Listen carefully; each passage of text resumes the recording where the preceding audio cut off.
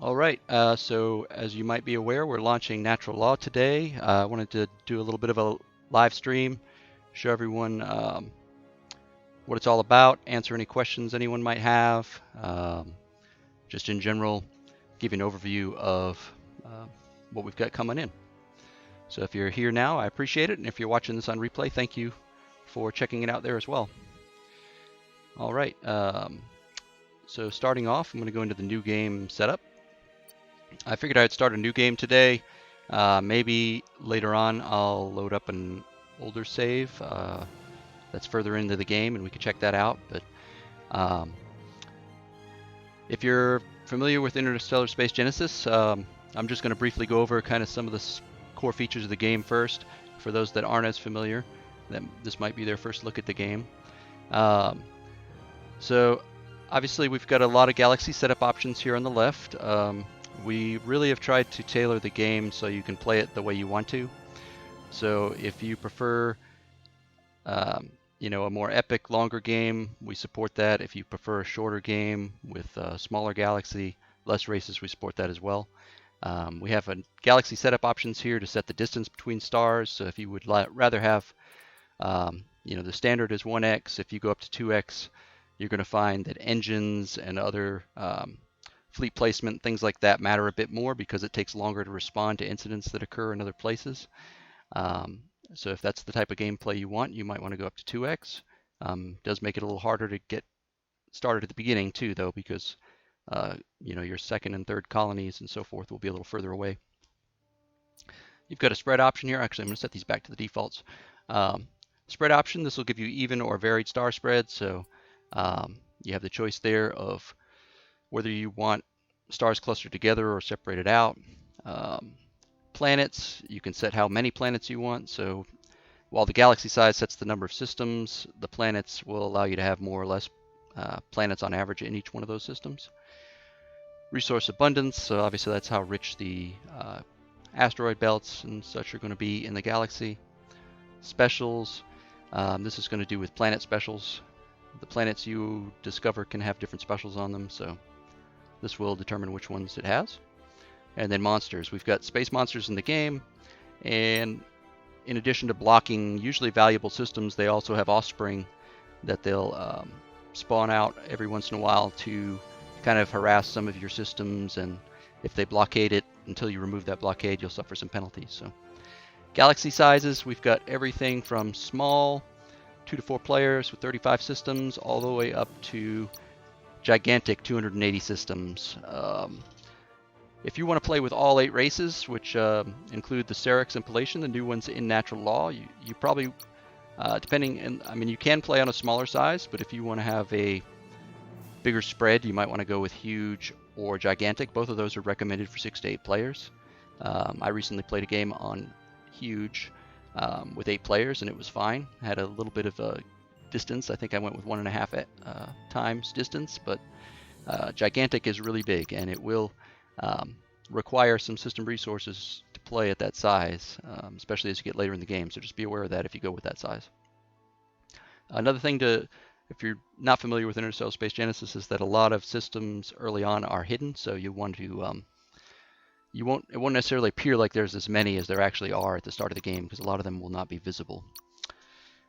Difficulty level, we have everything from tutor, which is the easiest, average, all the way up to impossible. Severe is usually where I settle in. It gives the AI a number of bonuses to start off with, gives them a favorable start, which gives them better systems nearby, and also gives them some pretty decent bonuses. You can see here on these sliders that for every single race we can set what their individual bonus is going to be in production and research, what their speed is. We can also individually set their difficulty level, or we can disable a player if we don't want them in the game. So depending on how we set this, it's going to give them different advantages. And these are somewhat tied to the difficulty level, because you'll see they change as I click here. But once I've set this, I can certainly override it, make this one even better, and it's going to change to a custom. And then I can slide them up as well if I want them to be the dominant threat in the galaxy, for instance. Like I said, we do support up to 8 players.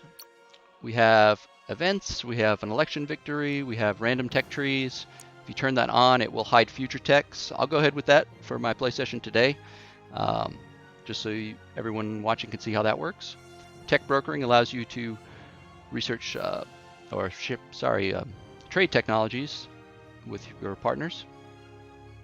If you don't have that on, you're not allowed to basically trade tech that you haven't researched yourself. So, all right, we got random culture perks. That's a culture perks I'll show you when we get into the game if you're not familiar, but that's another system we have to give you upgrades and choices and decisions along the way. You can randomize those. So getting into natural law here, obviously we have 8 races here, but these are not the standard leaders that I'm showing right here. This would be one. Let me get those to the way they were. All right, so these are the core 8 races, and in their standard ruler, with their standard rulers, we've got the human, the Dragul, Moltar, Sulak, Cake, Nova, Cerixx, and Palacean. And with natural law, you now have the option to change ruler.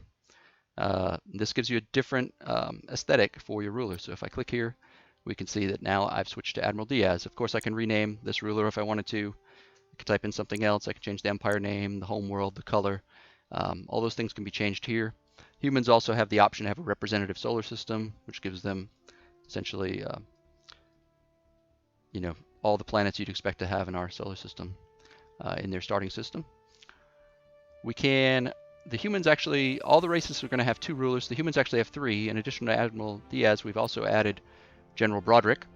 And General Broderick is basically another option.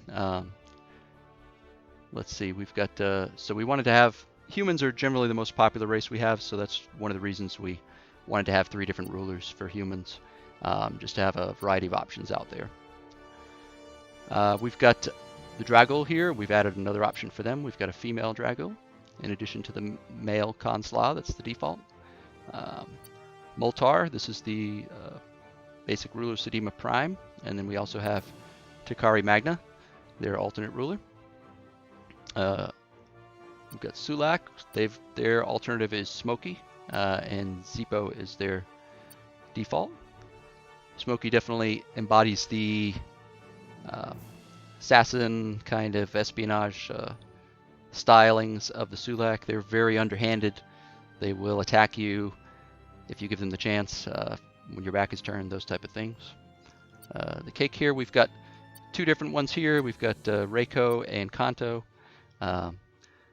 Kanto is sort of the embodiment of the work ethic of the Cake, and they're all basically controlled by Hive Queen, who speaks through them. They don't really voice their own opinions, so obviously he doesn't have time to stop. He's got all his tools and everything ready to get to work. The Nova here, they're the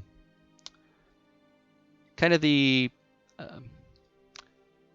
spiritual members of the galaxy. They have had some troubles in their past and want to avoid having that happen again in the future, so they've kind of turned their back to galactic domination.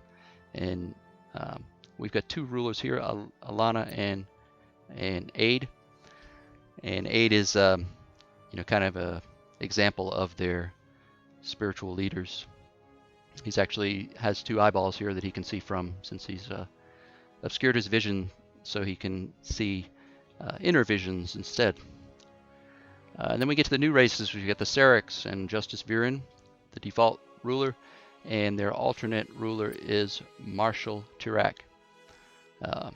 Definitely menacing in his very combat-focused mech. So the Cerixx are essentially a small race of small creatures that have struggled for their life, living in icy caves, and through some means that is yet to be known to the galaxy, they did acquire these mechs, and it has allowed them to not only take over their planet, getting out of their caves, but also ascend to the stars, and now they're very pushy, looking to assert their dominance on everyone else and enforce what they call law and order and justice, but in actuality, most people feel like they're just bullies that want to profit themselves.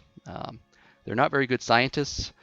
As you can see here, they're not too cultured either, so they rely heavily on financing those things and assigning tax to those through their financial benefits. So we can see also they're uncreative. So a lot of negatives to research, but they do have fantastic traders, which gives them bonus trade income and a bonus to trade good income. So both trade treaties and trade goods are going to give them a good start early on. And when I play them, you'll see how that works. They also have plus 50% ship attack and plus 50% ship defense.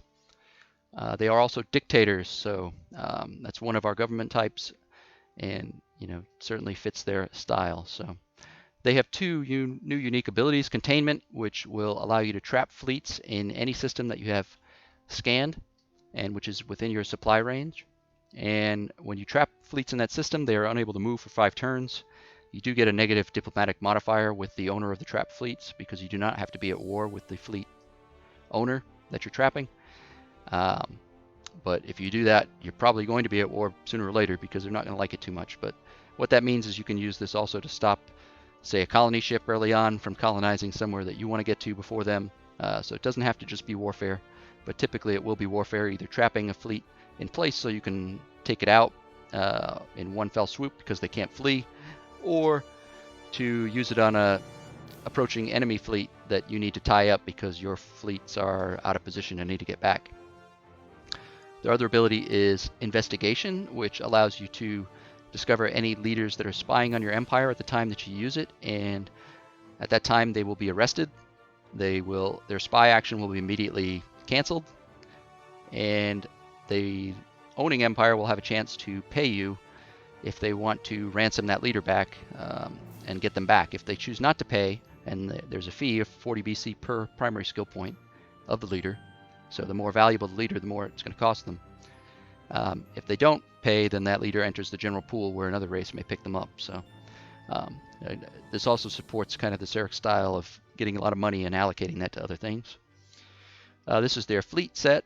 We'll see that a bit later. And here is their Titanship ability, the command carrier. This really benefits fighters and bombers in the game because fighter and bomber bays have already existed, but this allows you to equip them on this Titan without using any space. So you still have plenty of room for weapons and other systems.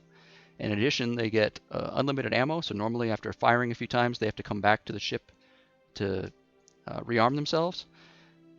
Not so with this one. And they also have extra health and extra speed. So the only thing you really have to be careful is they still need to return to the ship to select a new target. So ideally with the command carrier Titans, you want to target, possibly split up their fighters and bombers between different ships, or target a heavily armored Titan that they can get their full advantage out of that unlimited ammo and then extra health from. Their default color here is this silver color, and like I said, their default habitat is icy. We've got the Palacean here. These are the other new race that comes with natural law.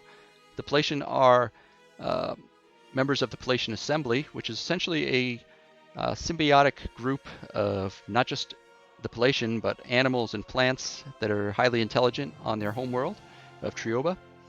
And Trioba is a naturally occurring paradise within the stars. It's basically, what that means in the game is that it's already at eco level 3. They have this ecocentric trait, which gives them maximum ecology level. So if you think of a Gaia planet, that's essentially what this is. It's a swamp, but in game, eco level 3 is called Gaia.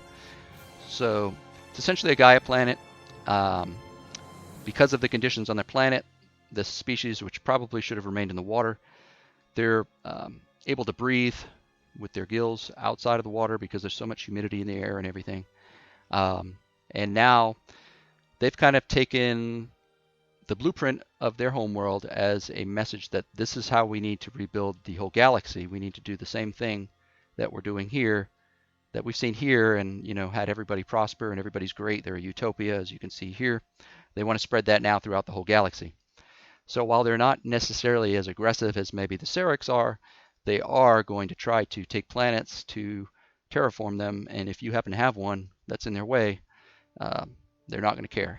So they're still a threat, but you can possibly work with them. Whereas the Cerixx, your best method of working with them is going to be to bribe them, pay them off, and they you'll get positive modifiers with them, diplomatic modifiers from them for paying them off.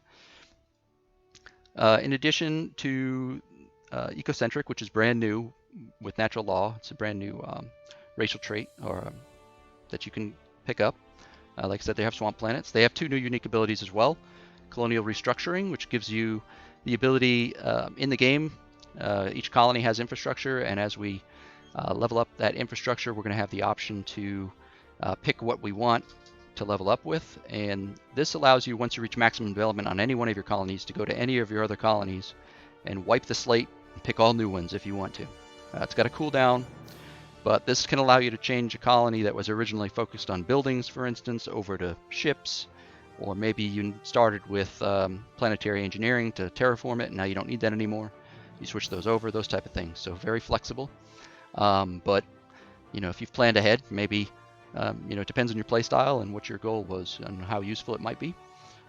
Resource Surge allows them to get an extra 50% out of strategic resources in the galaxy. You can't use these for votes in the Galactic Council or trade them, but you can use them to benefit. We have several special techs in the game that depend on strategic resources you have, and those are going to give benefits based on either your production or your military, depending what you focus on. This gives you extra bonus, so if you use this right before some tough battles and you've got those offensive-based abilities, then you may get a nice leg up on the competition right before that important battle. So it's a good strategic use for it. This is their new fleet set right here. And then we have a new Titanship ability, Stellar Blast. This is a huge blast that emanates from the Titan itself. It does a lot of damage to anything close by the Titan, any small objects close by the Titan, which is going to include any kind of fighters, missiles, those type of, and bombers. Those type of small objects are going to get heavily damaged if they're nearby, and 30 damage to any objects within 25 radius. There is a cooldown on this, but this ability does make them quite resilient to missiles and fighters and bombers.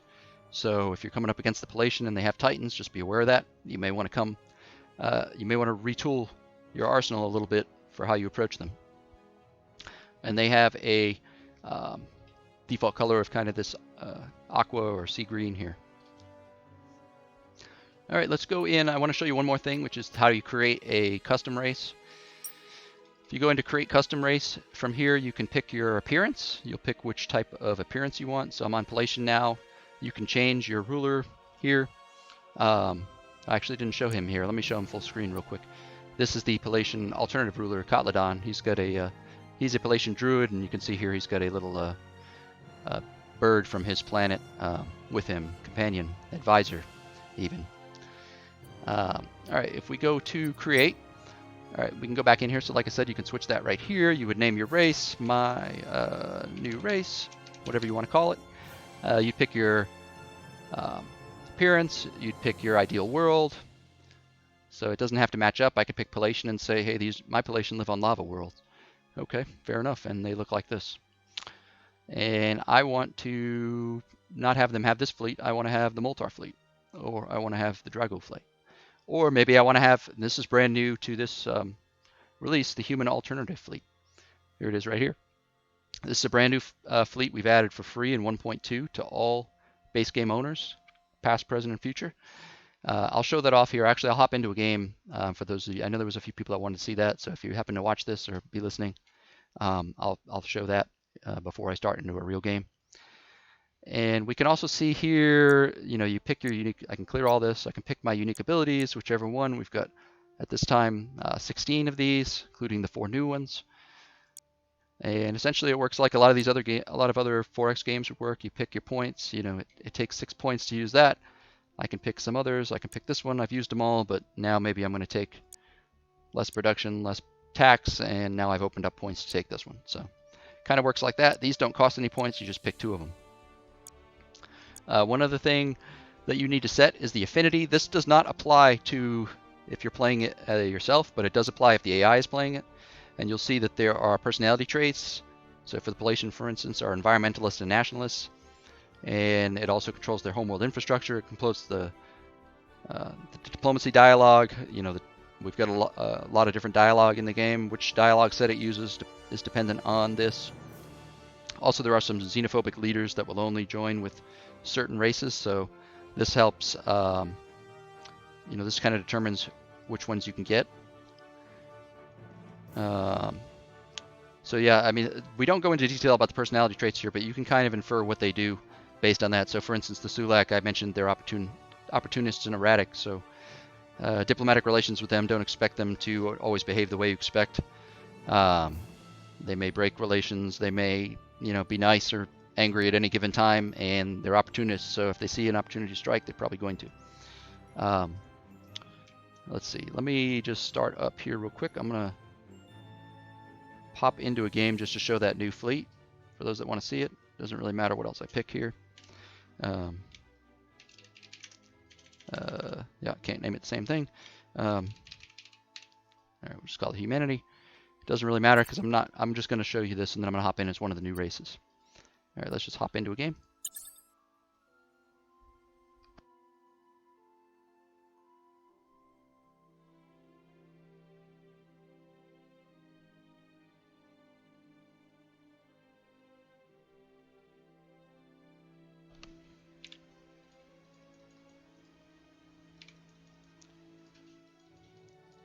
All right, here we are. Got the Galaxy loaded up. Let's go into the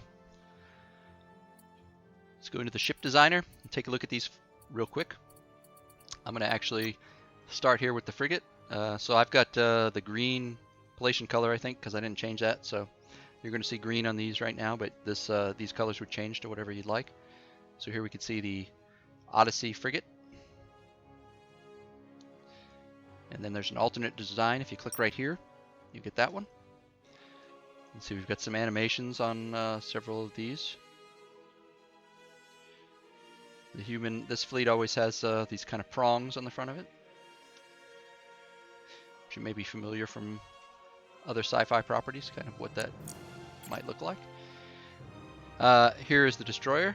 We can see here, again, we've got a lot of the same stylings. Try to keep it pretty cohesive between the different ships in the fleet.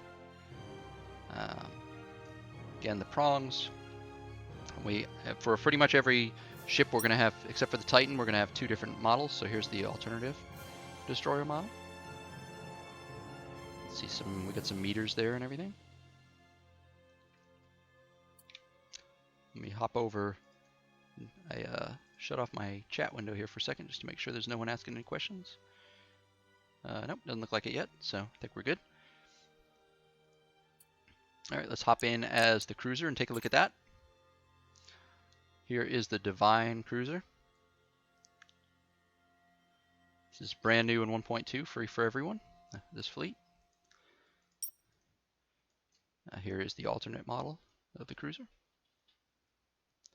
If you had bought the game pre 1.1, you may actually recognize this fleet. This was the original human fleet, and we were not happy with it when we updated 1.1. We wanted to redo the stylings, and we did that and replaced the human fleet. Some people missed this old fleet or wanted a different human fleet option, so we went ahead and worked with our talented art team and had them kind of retool it and redesign it, and they did a wonderful job retexturing and remodeling and basically just adding a lot of life to these ships. So I do love this battleship model.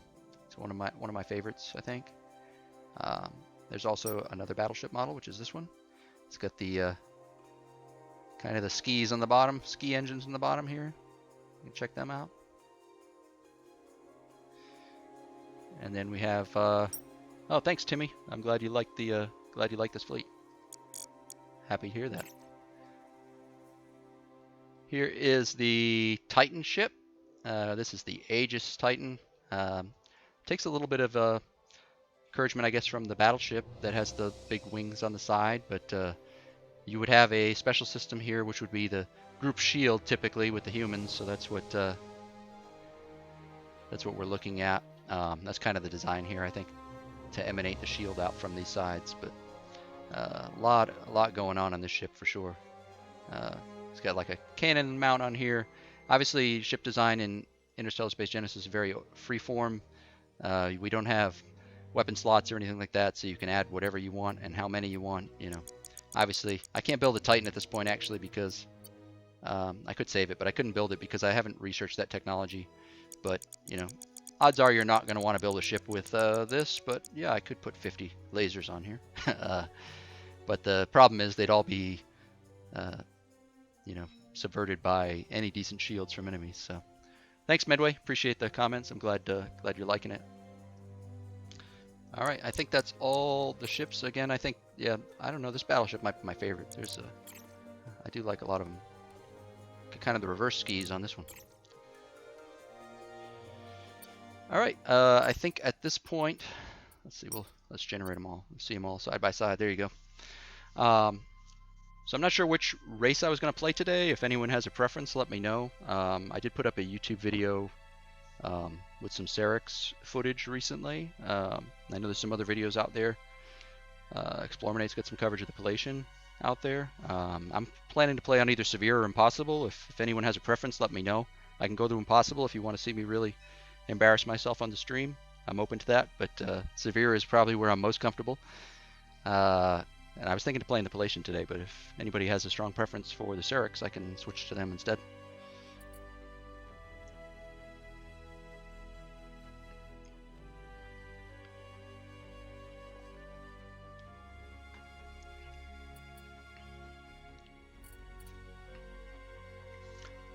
All right, let's hop on out. I'll hop back to the menu and start setting up a game. Ooh, look at General. Oh, he's been changed to Babbage Kane. It's the random name it's come up with for humanity here, with the artist formerly known as General Broderick. He looks pretty mean with the lava background behind him, I gotta say. I kind of like the look of humans on lava planets, but all right. I'm gonna stick with stock races though for now. And we probably will leave Admiral Diaz in here. I think I'm just going to play with all the alternate rulers here. And I'm probably going to I'll probably pick Kotlodon for this one. Play as the Palacean. And seen any comments come in on any other preferences, so probably just go with that. Like I said at the start of the stream, I'm going to go with random tech trees this time, just to throw me off my game even that much more. I guess we can go 8 players. We'll go 1.5 distance, similar to the game session that I recently played. Let's go with a varied spread so we have a little variety here. And I think I'll just hop in this way and leave everything pretty much as is.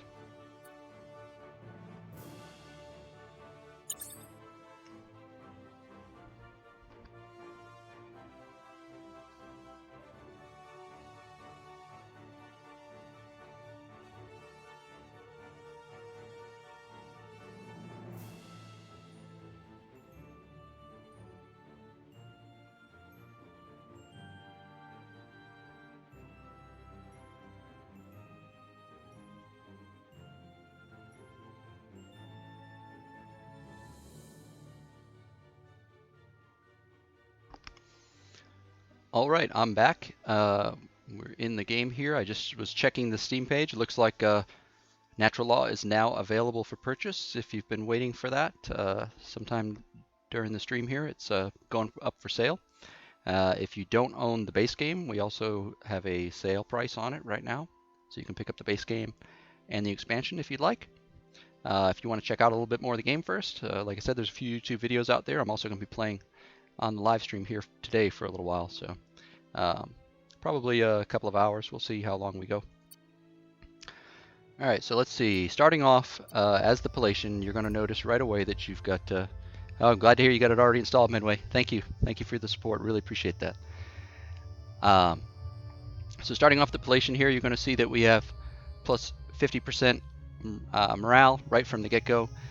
Morale is great in this game because, as you can see here under the effects, it gives a bonus to production, research, tax, and space culture. So morale is very important to your colonies because all of these are being modified morale. Even though I'm only getting 6 research right now, I'm getting 9 from plus 3 from morale. Yeah, Ashbury, maybe next time. We decided to go with the blue and black for this time around for the uniform for our alternate, but maybe we'll go with the red next time if we end up doing some more. Good suggestion. All right, so again, yeah, so basically all this stuff is being modified by morale, and production also is getting bonus from morale. So Palacean are quite strong early on due to that. We can go typically early on. Let's take a look at our galaxy and what we have here. Actually, we've got a small asteroid belt, so that's pretty good. Don't always go for asteroid mining right away. Actually, in my last Cerixx game, I don't think I ever got asteroid mining. It just really depends on the galaxy setup. But typically what I like to do early on, when I don't really know what's going on yet, is either increase infrastructure or population. I'm going to go for infrastructure here.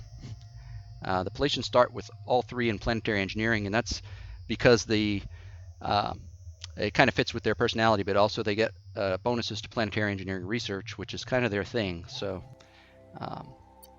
going down this path to colonize other planets and improve them right away is definitely in their wheelhouse. But without knowledge of anything else yet, let's get our ships going. Just a little tip for people: if you send your colony ships, survey ships, assault ships, any kind of civilian ship to a system you haven't explored yet, and there's a space monster there, it's going to be gone. It cannot flee, it's instantly destroyed, so not a good idea to use those as scouts unless you really don't care about them. Yeah, we're going to go here. I'm just going to set trade goods as a backup just so it doesn't bug me that there's nothing in the queue. Let's see. So this is my galaxy here. You can see the varied spread effect. It's got now there may be stars and systems in all these places that we can't see right now, but this is just the huge, not the gigantic. So gigantic gets pretty large in my opinion. All right, so when you hover over these, you can kind of get an idea of what type of data you might get from a basic scan. I like to try to find black holes and neutron stars early if I can, so I'm just going to start here. There's nothing in that area, so maybe there's actually not much around me at all, but that may be hidden. So we may have to go for improved logistics or outpost ships early to get some range. Could actually go for it now and get a free outpost ship. Robotic factory is not in tier 1 this time. I don't really need subsurface vault yet. Cloning facility could be good though, because we're a large planet. Actually, I'm going to go cloning facility early on. One way that you can do this if you want is you can, since I'm not really doing too much here, I could tax and go for this to get cloning facility faster. That is going to slow down how much my how long my infrastructure takes though. So I'm just going to put all my income into research for right now. Let's go on.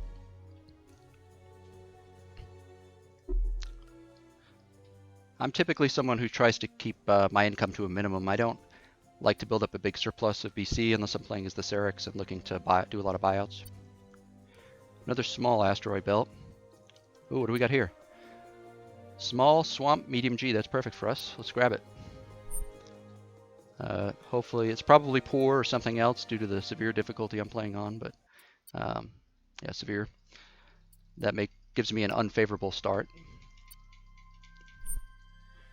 All right, and let's go.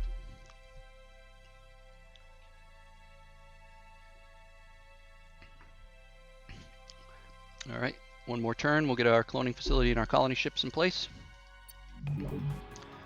All right, we've got the Palacean scientist here. He's got a little piece of coral here, I guess, that he manipulates with his claw, and he's got his oven mitt for handling dangerous materials. And then, of course, he's got his small claws activating that touch screen. I really like the goggles he has here. I definitely like the scuba gear type look of them. I find that quite amusing. All right, we got a lot going on this turn. Actually, we didn't find anything with our remote exploration. We could continue looking here. I'm going to actually just do that. We'll do space culture level up in a minute. Let's colonize. When you colonize, there's always an animation that will play up for you.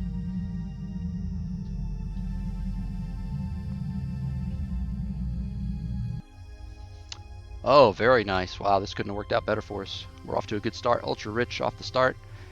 So when you play severe, these can sometimes be a little hard to find, but we got lucky this game. I I'm going to go for just infrastructure, I think, right now. And I'm going to try to aim to, I'm going to have to, my tax is negative now, so I'm going to have to adjust this down. I'm going to actually, I don't want to build anything yet that's going to cost me money. What I'd like to do is get asteroid mining and get an outpost ship. So I think I'm going to go for the outpost ships this game with space culture. Oh, I got to pick an infrastructure specialization. Eventually I'll be able to restructure these if need be, but I've got 5 choices, so I can't finish any of these out. But typically if I find an ultra-rich world, that's a indicator to me that this needs to be a military focused place. So I'm going to go with ship's craftsman. And this is a good one actually. Small worlds are actually decent for Palacean because you can max them out pretty quickly to unlock Colonial Restructuring. And tiny ones are even faster. So whereas most races probably don't want those, it's actually not too bad for the Palacean. Got a Baron down here. We can see here that the Baron is not in my tolerable range. That's a hostile, so we want acid, terran, or swamps, ideally. Alright, so here's where you pick your space culture options. You've got, I didn't turn on the random ones, but it is an option to randomize these, and all the ones through tier 1 and 4 will randomize. 5 and 6 are locked in position due to their power level. Yeah, you get to pick one of the 2 in a category. The other one is locked out. So basically I could take +1 production per pop on Empire, or I could get 2 free outpost ships. Depends on the situation. Often 2 free outpost ships is good, but it's only an early game bonus, whereas this is throughout the game. So, but in this case, because I do want to get those mines set up and feed my new colony, I'm going to go with that. Keep an eye on your ship support points, because when you get these free ships, they do take ship support points still. And if you go negative, you're going to be running up quite a deficit economically. All right. Ideally, actually, as the Palacean, I'd like to get strategic resources, but we have not found any of those yet. As you can see in the chart here, there's nothing here. So, all right. Actually, yes, I'm going to let this finish, and as soon as we do that, we're going to build a cloning facility.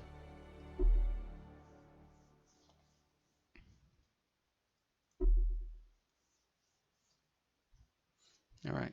So the more we expand, the more chance we have of running into another empire as well, which could be good, could be bad for us, depending. All right. So we can't exploit this yet because we need asteroid mining tech.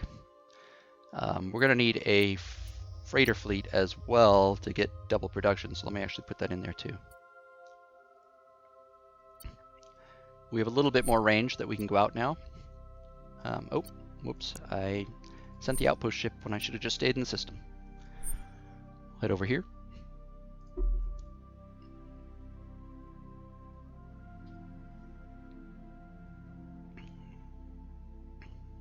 All right.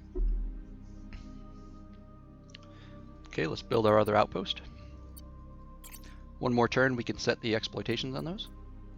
What do we find down here? Okay, so we found a helium-3 gas giant.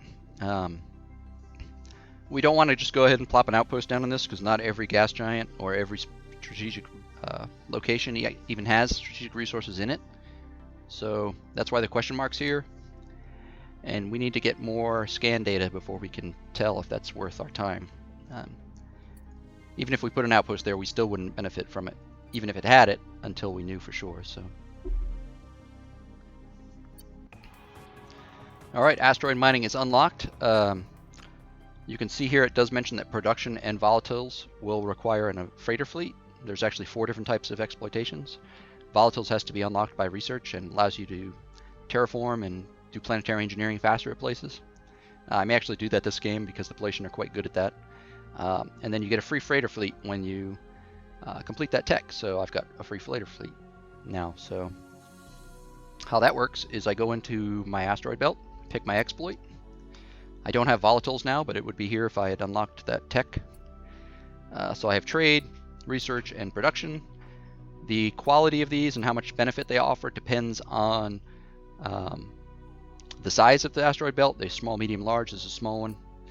And typically the benefits for these are best used early on, 5 BC or even 10 10 or 15, and 5 and 10 and 15 research is better early on. Those are flat bonuses when I have very little. Later on in the game, you're going to have a lot. Asteroid belts aren't as important at that point. You may want to use them for volatiles actually there, where they're still quite important. But for now, we want production, and we want to send that to our new colony to get it started up.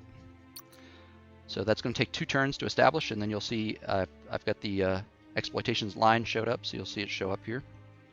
I need to do the same thing here, but I can't because I don't have a freighter fleet yet. So for now, I'm going to pick research just to have something, and I'm going to go in here.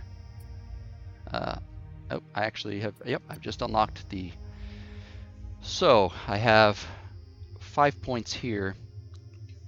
I think in this one I'm going to focus civil early, and then maybe later on I'll use colonial restructuring to change it if needed.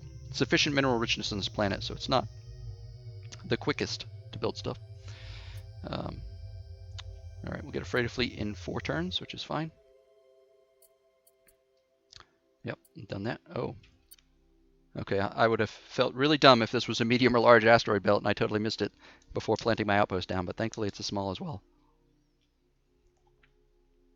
We have 2 more gas giants over here, so this would be a really good place to do some scanning, see if either one of these includes any actual helium-3. So that is in sector G11, which is right here, G11. So that means if I do this one, I'll get data, but this only has 1 turn left, so I'm going to do that next turn. Research. So what have we gotten? The luck of the draw here with the random tech tree. Everything is unrevealed past level 2 right now. What is the eco level of this planet? It's already 2, so this won't help it right away.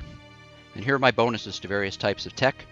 This is based on your government type, as well as any other bonuses you may have, leaders, things like that. So the reason I have so much of a bonus to planetary engineering is my government and also my infrastructure specializations, as you can see here. Weapons, I'm not too good at. Utopia is not too good at military, so maybe I can get a leader to offset that, something like that, a little later on. I would actually like a free outpost ship and a little more range, so I think I'm going to go with that. Could go with supercomputer though, which would give us more. Let's go with supercomputer first. I'm not in big hurry to run into other people right now. All right, let's go with that.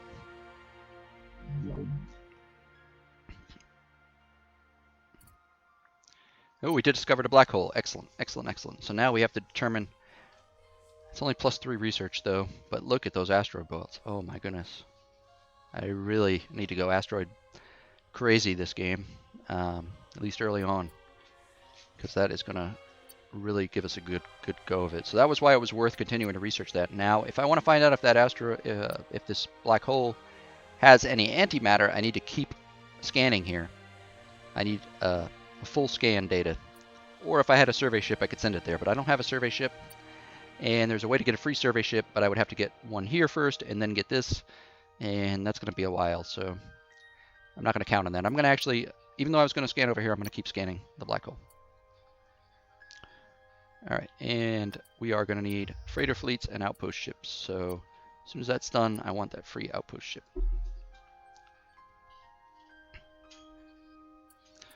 All right, production is established, as you can see here. It's going up there. I don't have the freighter fleet yet to change that one. All right, we've got our 2nd level of infrastructure here. Going to go for ship craftsman again. You could see that our production is being increased by 20 from asteroid exploitations. If I built a robotic factory, I would get an additional bonus to that, because you get a basically an extra bonus from production exploitations if you have a robotic factory to process that. But that would take 6 turns, and I think I want to get these other things first. All right, 2nd freighter fleet is up. Let's go ahead and change this one from research over to production now. Send it over also to the 2nd colony. And we're just going to keep them on infrastructure for now. Yeah, that's good.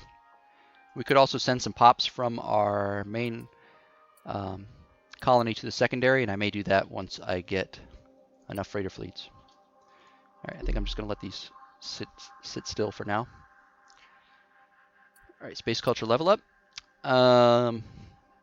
So we have an option for more speed or a free colony ship, but I don't think we have any planets that really are enticing right now, just a couple of barons.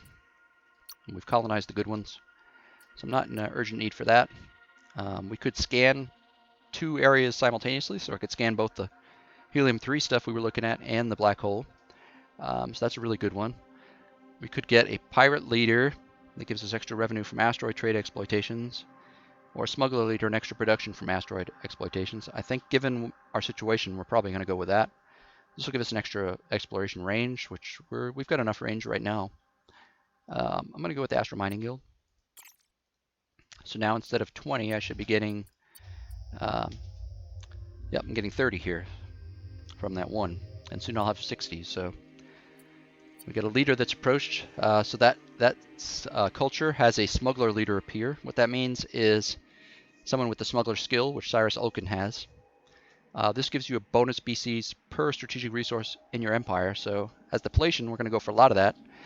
And he could potentially make us quite a bit of money.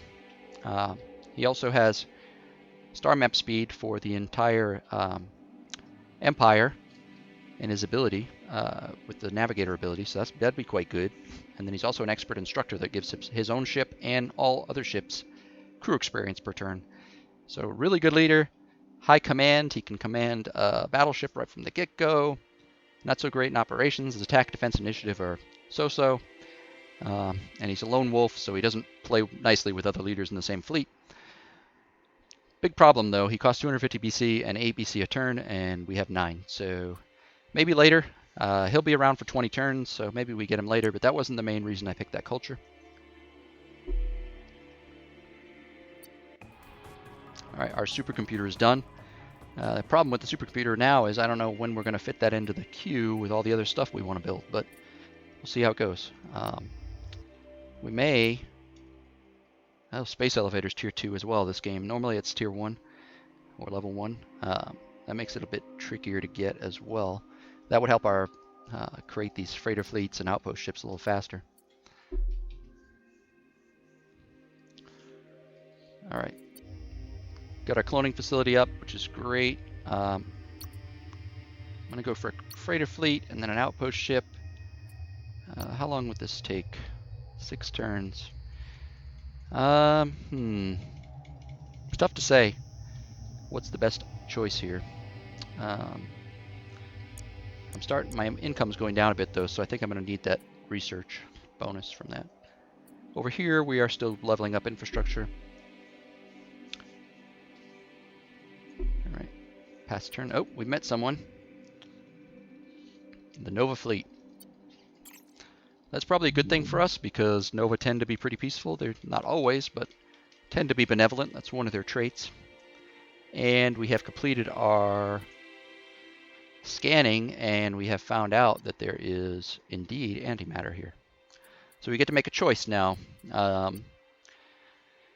So whenever you find a strategic resource, one of the 4 ones for the first time, you pick a choice, and these 3 techs, in this case, the path of creation or path of destruction, will be added to our tech tree to research. So path of creation is going to give us power plants, which is extra production per pop in the entire empire for every source of antimatter, so very powerful. If you can get a lot of antimatter, that's significant. Personal replicators, additional population growth in your entire empire, also significant. And planet construction, we can actually build a planet from an asteroid field, gas giant, or barren world. So, like I said, asteroid field is not as useful later in the game, unless you're using volatiles, in which case this is a great use for them. Also, there's gas giants that don't have any helium-3 sometimes, another good choice. You do have to have a colony in the same system, though, to do this, so not every system is a good candidate. Or we go the path of destruction. We give an extra bomb in our bomb racks. We're blowing things up even faster. We've got antimatter warheads, extra missile damage. Per source of antimatter, quite good. And antimatter drive, which is a nice drive technology you can get kind of halfway through the tech tree instead of having to go for one of the higher end ones, like hyperdrive, for instance. So that's, I think I'm going to go path of creation, though. Bear in mind, even though I've selected this, and I can pick, oh, I can't actually see them. That's right, I've got random tech trees on. So somewhere in here, those power plants are in here. And there's other things. If you're playing without the random tech trees and unrevealed stuff, you would see them here, and you'd actually be able to pick from the drop down to show certain types of projects like wonders, empire improvements, so on and so forth. And there would be a little icon next to them that shows that they use antimatter, but we're playing the mystery game this time, so I don't know.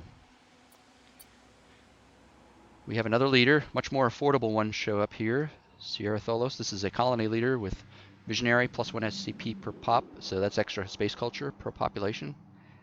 Another 10 flat, so we're only getting 19 right now, so obviously this would be a big boost early on. This is a another one of those traits that's better early in the game, not as useful later. Trailblazer, great at this type of leader you want to put on a new system that has multiple planets to colonize. And you know, they give a benefit to that system early on and also can colonize the other planets in the same system quicker. Sorry, got a drink of water there. And we have Psy-Ops. This is one of our espionage tasks.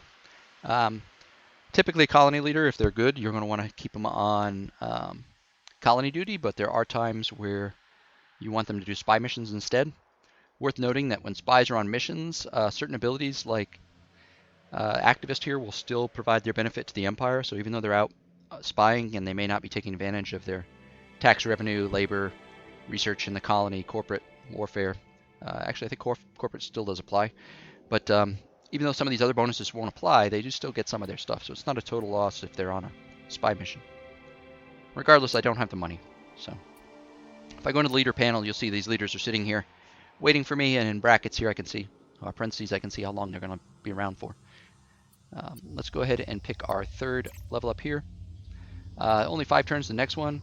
I'm just going to keep doing it. The way production works in this game is it is production per pop, which is 8 in this planet because it's ultra rich, times the population, times the infrastructure, and times your production efficiency, which is kind of what you said at the start of the game with that slider.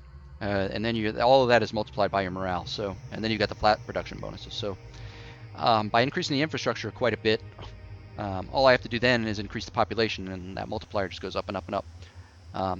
So while it's a small planet, with only 5 infrastructure slots and 8 population, ultra rich is going to help us go a long way here. It's going to be a nice planet for us. All right, that's telling us we got antimatter. We're done over here, so I'm going to go from now over here to where those 2 gas giants were. All right, and yep, okay, I think we're good. All right. Sometimes the AI will get a little skittish if you sit in the same system with them for too long early on, so I'm going to move out of that system. The Nova probably wouldn't, but I don't want to risk that. I don't need a war with any AIs that got a nice bonus early on right now. All right, improved logistics has been researched. You can see now we can get to further planets, continue our exploration. We also have gotten alerted that, hey, you've got a free outpost ship right here. I already have full scan data here. I know there's no monsters, even though I haven't visited it.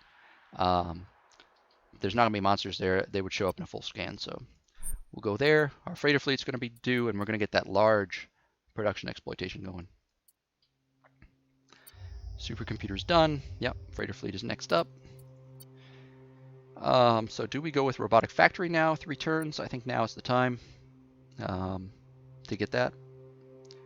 And past that, do I want to queue something else up right now? It's always a risk, you know, how long can you go without military? If you're not a military first race, it's generally a good idea to try to hold off.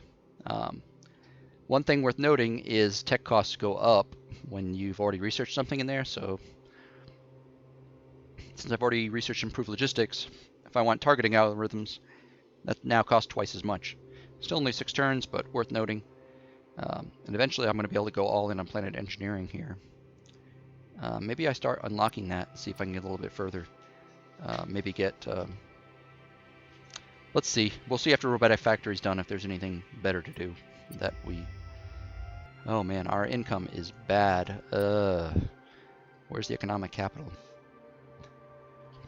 We may need this as well. We may actually need that second. So I'm going to have to keep...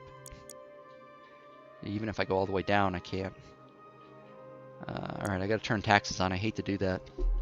But that's one of the levers that you can kind of turn as you go in this game if until you've used exhausted all your measures to stay afloat, in which case I'll have to scrap stuff, but I still have a little bit of wiggle room right now. I should have been exploring down here. Sorry, I'm not too used to narrating while playing yet. Takes a different skill set. Definitely appreciate all the content creators out there that do this on a regular basis and have kind of learned how to do it. Alright, so now it's taken 20 turns for the next infrastructure. That is not something I'm interested in. So you could see here, if I go planetary engineering, our turns for a new pop goes from 8 to 2. Why is that? Well, we've got 150 being allocated here instead of, you can see 137 here. You can see why that is. 130 from base protection plus 7 from construction tech level. We get plus 5% per level, where our construction tech is still at level 1. So if we go down here, well, why are we getting 150? Well, we're getting 130 from base production and plus 20 from infrastructure in the Empire. Well, what is that? If we look actually at Trioba here, you'll see that under our infrastructure, at the bottom it says unlocking all 3 planetary engineering perks grants plus 15% planetary engineering in the Empire. So that's where that's coming from.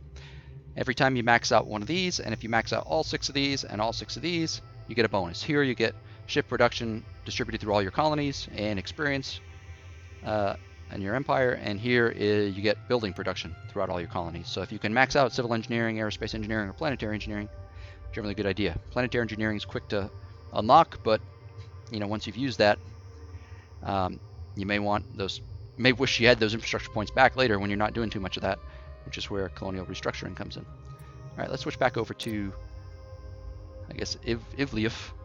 And so again, that's why the 150's here, and why are we getting so much population? We can actually look here and see that our growth, we've got 138.55 from habitat control, plus 387%. Well, what is that? If we go over here and look, here it is. 130 from base production, 20 from Empire infrastructure. Effects plus 387% population growth. If you're a math nut, the formula is there for how that's calculated. But essentially, going to planetary engineering, when we have eco-engineering on, more pops. This would turn on terraforming, but we don't have any of those researched yet, so we can't click on it. We don't have, if we had the option to increase the eco, there would be a drop-down button kind of right around over here where my mouse is, and we'd be able to do that. But let's increase the pops there. That's going to give us more revenue as well, especially if we go for this. Plus 2 BC per pop from tax. Could go for mega corporation right now, but actually I'm going to go for extra scanning right now. This would unlock, if I research the wonder, I could build the wonder. There's galactic wonders. There's only 1 per galaxy of those wonders, and if you reach tier 3 you can unlock those, but I'm not anywhere near wanting to build that yet, so I'm going to go for this. Select a second place to scan and start getting as much data as I can. Basically anywhere around these nebula is going to be potential black holes, neutron stars, things like that. They're more likely, so I'm going to keep scanning those type of areas. Alright, let's see. Freighter fleet, yep, we've just allocated that. I think we are good. Everybody's going. Yep, we got that going. Alright, let's get our outpost down. It would be nice to go for this, but we really want this large asteroid belt, which is number 2, which is going to be this one right here. Alright, we cannot go for that yet, but I'm just going to leave it with no exploit right now because we're going to have the freighter fleet next turn. It's going to forewarn me, so the game likes to tell you, hey, you haven't assigned an exploitation here. Is that intentional? Yes, it is. I'm going to keep going. Thank you, game. Alright, there's our robotic factory. So with all the asteroids heading over to Ivlief, we're going to want to get that built. Probably not as useful at Trioba because they've already got a fair amount of production and they're not getting asteroid belt sent their way just yet. We may start sending some there though, because this colony may quickly outstrip that one. Alright, we're up to 2 pops now. You can see 26 turns versus 8 turns. Huge, huge difference. So keep that in mind. For those of you that don't like this triangle, by the way, you can switch to a slider mechanism. And if you slide this around, you can kind of get things exactly where you want. You can lock stuff in place however you want. I typically go all the way in one area for maximum efficiency, but there are benefits to going other ways if you want. You know, if you're not that partial to getting certain things done in a certain amount of time, like essentially I'm only saving, you know, a turn until I get here. So, you know, do I want that over allocation, or do I want to kind of get, let's see, 2 turns robotic factory. If I slide this over just about here, I've got 12 turns on pop instead of 26. So, you know, that's a little bit better. But it's all up to you. If you hit the bullseye here, it'll go back to equal. So I'm kind of used to the triangle since the early pre-alpha days, so I'll go with that. All right, our freighter fleet is ready to go. They're going to really, in 2 turns, when that hits and the robotic factory is built, the production on this one's going to skyrocket, I think.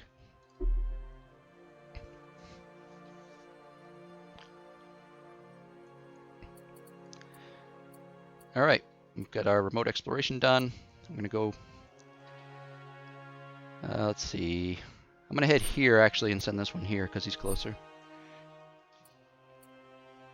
There's a wormhole. So there's wormholes in the game. Without enough scan data, we don't know where it goes, though. So if the opposing side has got full scan data, we may have someone come in and surprise us down there.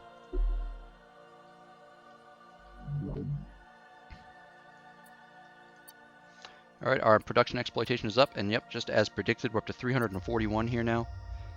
If we look real quick, yeah, we're losing a little bit from taxes now, but down at the bottom, 150 from asteroid exploitation. So huge, huge, huge. Let's get a cloning facility up. Let's get a planetary computer up, and then I think after that we'll go for getting our pops up again. And eventually we'll get that last infrastructure point and get our ability unlocked. Okay. Outpost ship is still coming.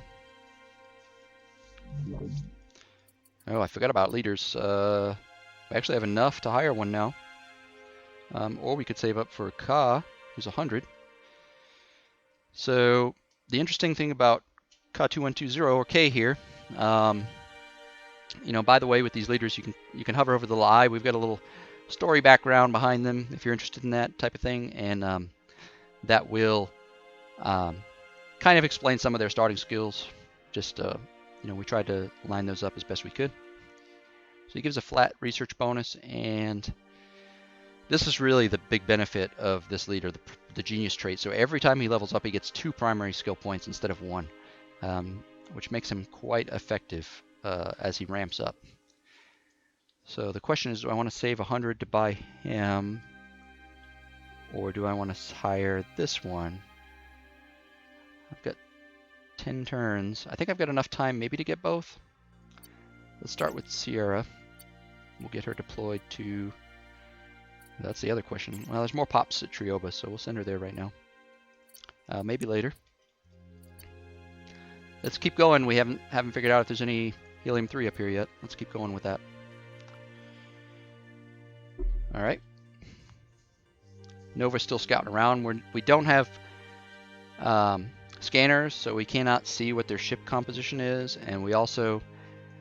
They don't have logistics range to reach any of our systems, and we don't have any to reach theirs, so that's why we have not met them yet. If we look at diplomacy, we can see there's no contact. All right, planetary supercomputer is coming. Next, we've got the cloning center now. Should be giving us a bonus. Yep, there it is. Plus 15.3 from buildings, plus 50%.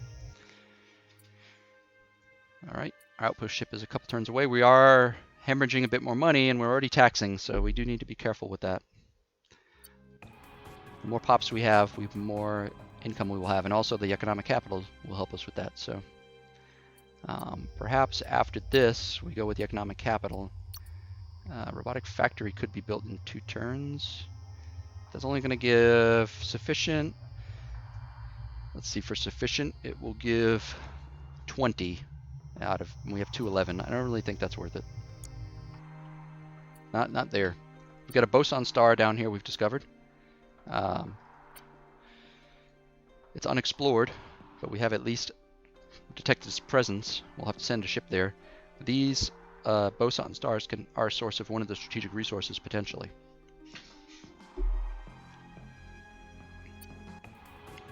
Alright, our enhanced ecology is finished. We don't have a place to use that just yet, but I wanted to get that unlocked so we could see what's behind it. Alright, now we have terraforming, bioagents. We got a whole bunch of stuff here. Terraforming we don't need yet. Bioagents, that's a bonus throughout the Empire in planetary engineering, quite good. We don't need icy or barren really. Land processing, plus 75% infrastructure development speed in Empire. I think I'm going to go for that one. That's typically, I think, a little higher tier. So it's good that we got it there early. When you're familiar with the game, that's one of the reasons we recommend doing random tech trees after you've played a little bit, just because you'll have a better idea of when a tech is, maybe a little bit earlier than usual, as opposed to a little later. But it's totally up to you. Do I want to get the antimatter or the... Actually, I need income, so what I'm going to do is build a trade outpost over here on one of these mediums before I'm broke. I might have to tax a little bit to survive that. Nope, forgot to move my ships. Too busy thinking about other things. These panels can be moved around, by the way.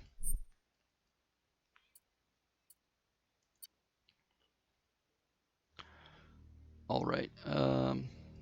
This is just telling me Cyrus Ulkin's about to leave. Yeah, I'm never going to be able to afford that unless I scrapped all kinds of stuff or got lucky with an event, so sorry. Yeah, between the economic capital and a trade outpost, I think we're going to be in good shape financially here in a moment. Do I want to keep digging in here? It's pretty unlikely I'm going to find anything now. Let's go up here. Well, maybe... Actually, we should scan here for sure. And then we'll keep scanning up here. Yeah, we were trying to get the data up there, that's right. Alright, we got our other outpost. So I think both of these are medium, so it doesn't really matter. Just pick one. Let's go for trade. We've had a big boost in our economy. Oh, that's because we started constructing trade goods here. But we're not planning to do that, so look how fast we can build outpost ships here. Very nice.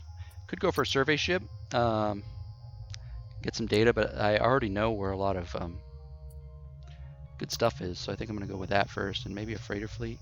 If I get a freighter fleet out, I can send some pops this way, which would be good. I'm going to do that first. We have found a Terran planet. Let's see, I haven't been looking to see if we found anything of value here. Habitability.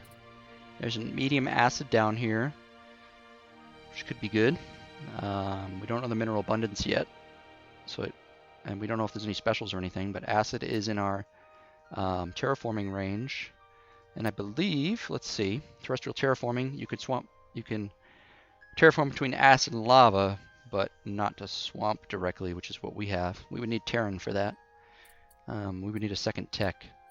These are both Terrans, but they're low G, so we would have problems on top of problems. Can't terraform out of gravity, but you can get gravity generators.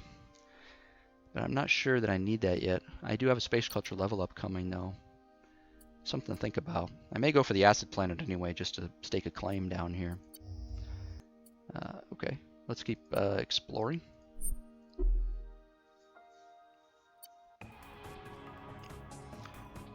All right, we've got the autonomous land processing unit, which is excellent. That's going to help us out quite a bit. Yeah, I think I'm going to go for the... This would give us extra research points per asteroid exploitation, so if we change them all to research, we could significantly increase that. We've got... let's see. Yeah, we've got 4 right now, so that'd be plus 40 if we switched them all over on top of what they normally give, so quite a bit, but I think I'm happy with production right now. This gives true free random text, so if we wanted to start unlocking that, we could head that way. Still got the option for 2 BCs per pop from tax, but I'm going to go for the free colony ship. This is a tough choice, actually, because this is really useful. Faster speed in nebulas, which can slow you down if you're trying to reach somewhere before the enemy. But I want that free colony ship right now. I don't want to get it destroyed, so I think what I'm going to do, I don't know where this guy's going. I'm going to wait till I have an escort to send with it. Oh, we've lucked out. We got one of the new leaders, actually a Palacean inspired leader that's part of natural law that's popped up. We've got Daisy here, otherwise known as Blossom. You can see she's got a little bit of a breathing apparatus here. If we read the description here, basically she's unable to live on their ideal environment. So she's, due to some birth problems, so she's wondering, whether or not the Palacean blueprint that Triopa has laid out before them, and whether or not the Palacean way of life is actually the right way to go. Maybe other life does matter that can't survive on their planet. So she's having a bit of an ideological battle right now inside herself, and she's venturing off to work for others. In this case, we are the Palacean, so we can hire her and bring her back to our ways, but she's available to all empires. Very neutral leader, equally talented in a wide variety of things. She's also visionary, and she comes with and planetary engineering bonuses, as you might expect, both research bonuses and bonuses to engineers colonies in her system. But 170 BC, which we do not have, so she will go to the waiting pool. Okay, so we've now unlocked the next level. You can see we're up to 112 here now. Huge bonuses. So the reason we're getting 88.4 from Utopia is Utopia gives plus 100% planetary engineering research, so huge bonus. Here's the Volatiles I was talking about, where we can start terraforming worlds. We actually may need that, but I think we didn't get atmospheric terraforming. We're going to need that. Do we keep going down this path, though, or is that too risky? We could also go for off-world support, which support ships are quite nice for beefing up here early. Let's go for off-world support, and then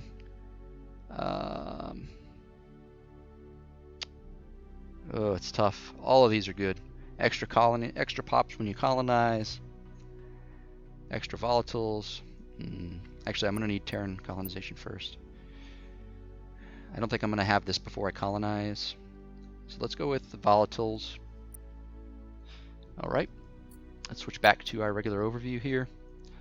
And what do we have here? That's a colony ship. Probably going to need some outpost ships soon. Yep, we got them queued up. Okay, I think we're alright. Oh, we've got a lot coming up this turn.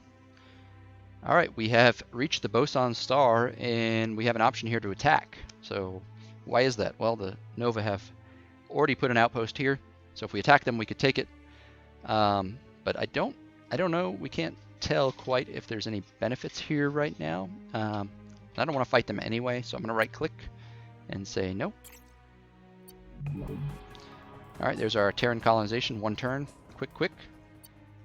Yeah, I don't see anything here, so I'm thinking maybe there may not be of anything of value there, other than it just looking cool.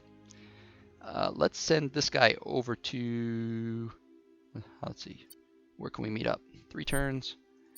3 turns, perfect. We're going to meet up there, and then we'll head down to colonize over here at, oh, what is this? How did I miss that? Did I just discover that? I did. Look at that. Medium G, ultra rich, swamp, huge, ancient artifacts. Oh my goodness. Cancel. We're going there. This is like 2 free techs, research points per pop in the colony, ultra rich, medium. Wow. Really nice. It definitely paid off to keep scanning around. We've got our trade going now. We found only one strategic resource. You can see why if we had just jumped to outpost these, we wouldn't have been in making a wise decision, especially if we guessed wrong. We do need 2 of the same one to unlock this, so that's not going to be enough alone. Exceptional fossils over here on this barren planet, which gives research point and BC quite a bit, but I don't think I want it bad enough to deal with heavy G and ultra poor. Okay, let's go through these real quick. So here are the 2 things we found. There's our basic info. There's our rogue planet, which was not there before, as you may recall. Like I said, systems do pop up throughout the game as you scan around. There's our freighter fleet. So I didn't have a plan necessarily for that freighter fleet except to migrate pops. So one of the features we added post-release was pop migration to allow you to send pops from your more populous planets to your less populous ones. We do that by clicking emigration on the planet that we want to emigrate from, or planets, and then we click on immigration on the planets we want to go to. This particular map is a huge map. It's 140 systems, and I am playing on 1.5x distance. So I've got 8 races in the galaxy. You can see how far I've gone. I haven't run into any of them yet. We do have a gigantic galaxy map, which is 280 systems, and much, much bigger than this. You can also set distance all the way up to 2x to spread it out more. Like I said, a lot of the systems are hidden at the start, so you won't know quite how many there are. Both huge and gigantic are recommended for 8 players, but you could play on large if you wanted to increase the distance and have a kind of a knife fight in a telephone booth. I think you could actually probably do that even on small if you wanted to. You probably find them on turn 2. But yeah, this I'm zoomed out max right now, and this is it. I can zoom in here. So for those of you wondering, I'm just answering a question in the chat. Someone had asked how big the map was that I was playing on. All right, there's the economic capital. So this is our capitals here, and I think all right, so we've kind of got, let's get another outpost ship going. Let's see, we're going to need outpost ships enough to handle both of these. Let's go here. Thankfully, we've not run into any aggressors so far.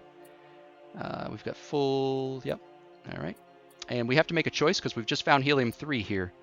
Whenever you find a strategic resource, like I said earlier, you get to pick a research decision, and this is going to add these 3 techs, either industrial fusion or militarized fusion, to our tech tree. So do I want fusion drive, beam accelerators, which is extra bonus damage to beams, faster movement, extra shield strength, or do I want extra production, extra population growth, and extra revenue from trade treaties? Since the Palacean race are pretty primed to get a lot of strategic resource bonuses, I'm going to go with militarized fusion. Let's see where that showed up, if we can see it yet. Yep. So we can see fusion drive so far. The other ones are going to be up here somewhere in the unrevealed tech. I've got the randomized tech trees on this game, so we cannot see techs unless we've unlocked at least one tech before them. Everything in here is unrevealed except for the ultra ones. They always come at the end of the tree, so there's no real surprise there with those. All right. Yeah, this gives you a good look at the size of the map too, because you can see how many different sectors there are. The reason the galaxy is laid out in a grid like this is for this automated remote exploration system to work. So let's scan up here. Let's see. There's a lot of places. I'd actually like to find more about this place before I commit to colonizing it. So let's start going down there. I could really just zoom in, probably to this level and see my whole empire right now. We have found some ancient ruins up here. If we bring a ship up there, we can search that. We also have a little bit of money now, so we could look at hiring one of these leaders that's been approaching us. Either Daisy here or Ka. I think I can hire him next turn. I think I'm going to do that. I can also turn my tax down now because that is impacting my production output. Let's get stuff a little faster.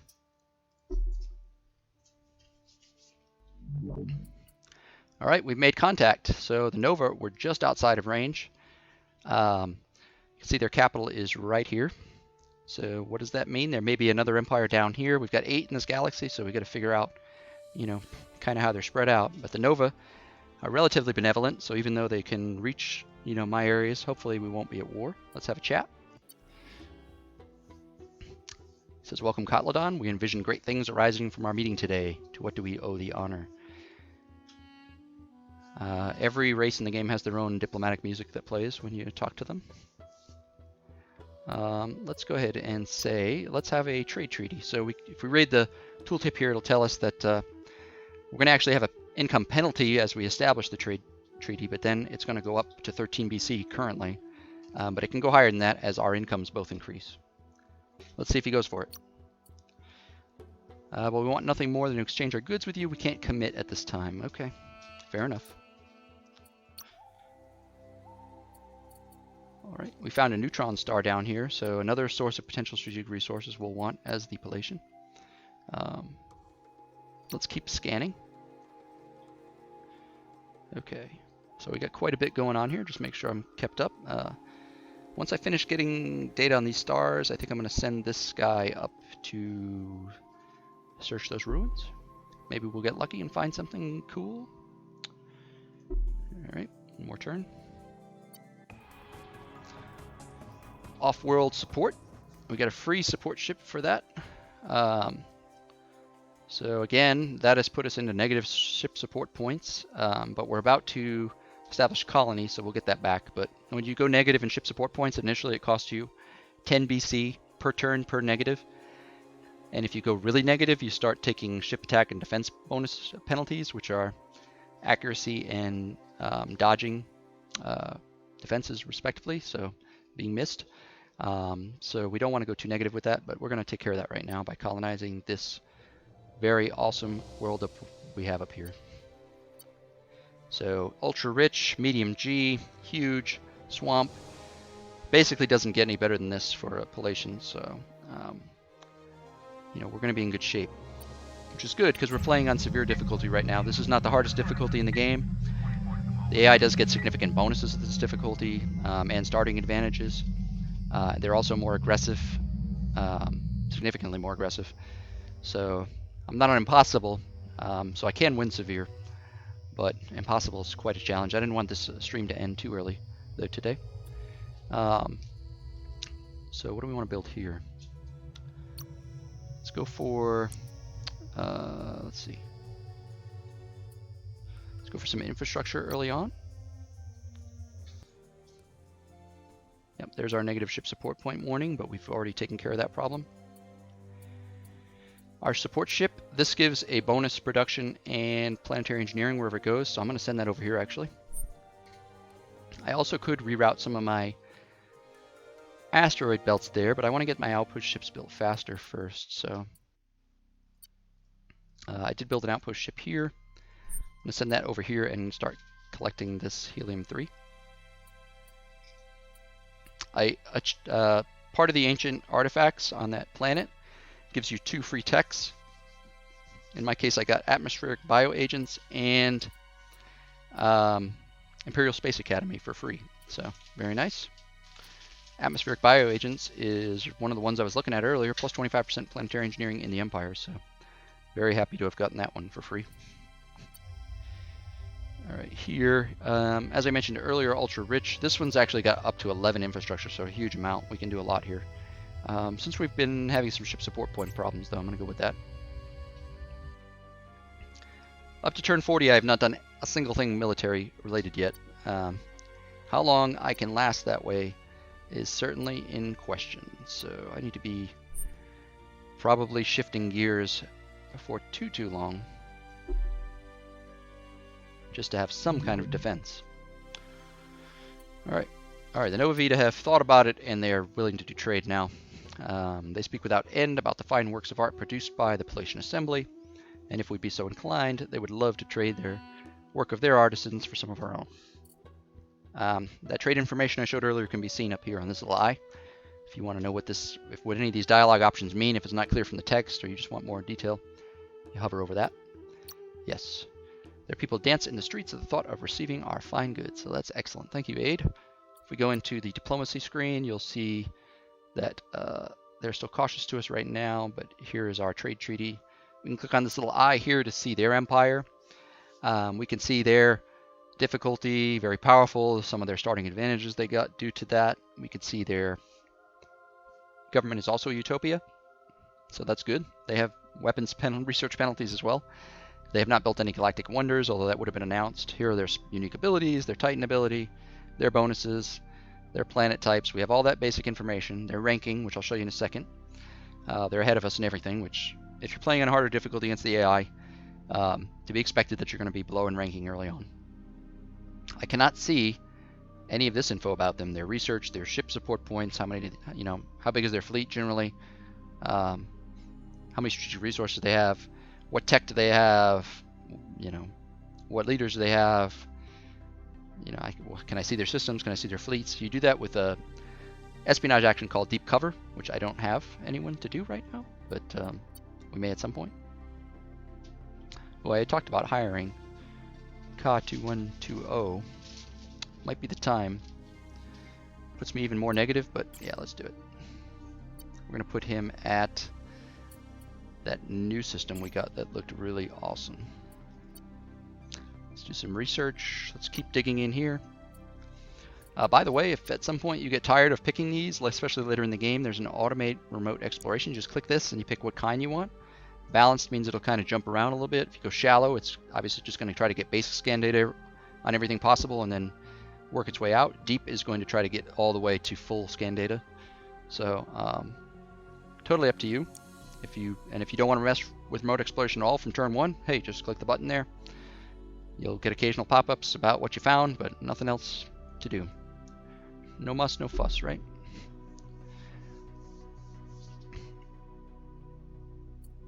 All right, we have an outpost ship completed here at Trioba. I'm going to go ahead and try to figure out now where I was going to send that. Let's see. Probably this black hole, I guess. Let's get that going. I don't think was there any other asteroid belts that we really needed? Oh, there was a medium. So maybe we'll do the asteroid belt. Just depends. Probably go for the strategic resource though. So they're done here now with that. If we get the Imperial Academy, that's going to give us 4 XP to Starship's crew per turn in the Empire. It's quite good, but we don't really have much in that regard yet. Could build a support ship. That's going to take a while. It might be time now to do infrastructure here because we're only at 4 out of 9. So I think it's time to focus that down. Negative economy, that's okay. Here at Ivliov, we've got an outpost ship coming in 1 turn. And then we'll probably focus on getting their pop count up. There we go, and stop right there. If we wanted to buy this out, we could right now. It's been 28 BC, but there is a small penalty to do that. Minus 5% morale for 3 turns and a 3-turn cooldown on it. So we'll just have it take 2 turns. Or 1 turn. We'll just go right here. That's fine. Okay. I think we are good. I'd like to unlock one of the abilities here, and then maybe we'll look at switching to another save game I have in a little bit as the Cerixx that's later in the game. Show you how that plays out. If you're looking for, hey, I've seen the early game, I want to see a little bit of the later game. I've got something I can load into. I actually put a YouTube video up with some gameplay, and I can actually load up that save and continue on because there's a very interesting battle that happens right after that conclusion of that video, which I wish I had caught in the video, but unfortunately, them's the breaks. I checked it out afterwards and missed it. Alright, I've got another outpost ship. So 1 is headed there. I've got another one. Where did I want to send this guy? Fortunately, I don't know. Turn the filter on. I guess I'll send him over to get this asteroid belt as well.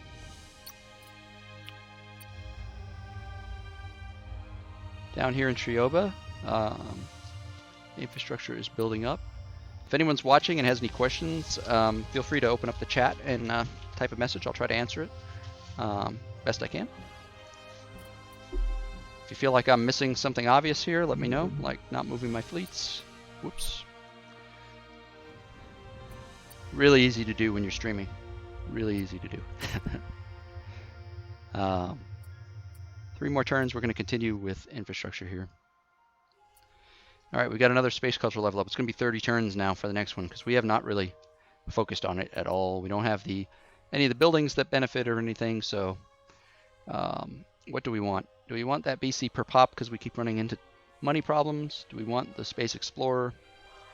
I would actually like to get an explorer leader because we have those ruins there, and if I can hire them, get them assigned, then I'll have a better chance of finding something in the ruins. So I'm going to go for that. Oh, wait, there's a note here. A leader with these characteristics is currently not available. I've waited too long. There are no explorer leaders available right now. So plus 1% morale per parsec away from capital and empire. If you're going to be really spread out, that's good. Not yet. I'm going to go for the mega corporation. All right, we've got trade goods going everywhere right now. Well, that may not necessarily be true. We may be allocating our stuff to infrastructure and pop growth, but let's just take a look real quick. Yep, let's go all the way over. Actually, I'm going to go up to infrastructure. We'll max that out, unlock our ability. Yep, we're going to infrastructure there and infrastructure here. Everybody's doing infrastructure. All is well with the Nova right now. No one else is bothering us. We've got a nice peaceful little existence up here in the corner. So that's what I was saying, you know, in a huge galaxy, without even going the gigantic size, even with 8 players, you have quite a bit of time to build up before you're all kind of in each other's face. You'll see my other galaxy in the save game is actually in the same place, so yeah, I'm not going to explore yet. Actually, I will explore because I can't get the leader. Let's get this, and we actually have another outpost ship here, so we'll get the other one as well. We don't have any more freighter fleets, so we can't do production or volatiles just now. I'm going to go with research, I think. Probably switch this to research as well, because I've got enough money coming in now. I'm still getting a negative from trade treaties. You do get a negative from how many colonies you have, as well as buildings in those colonies, and leader wages, of course.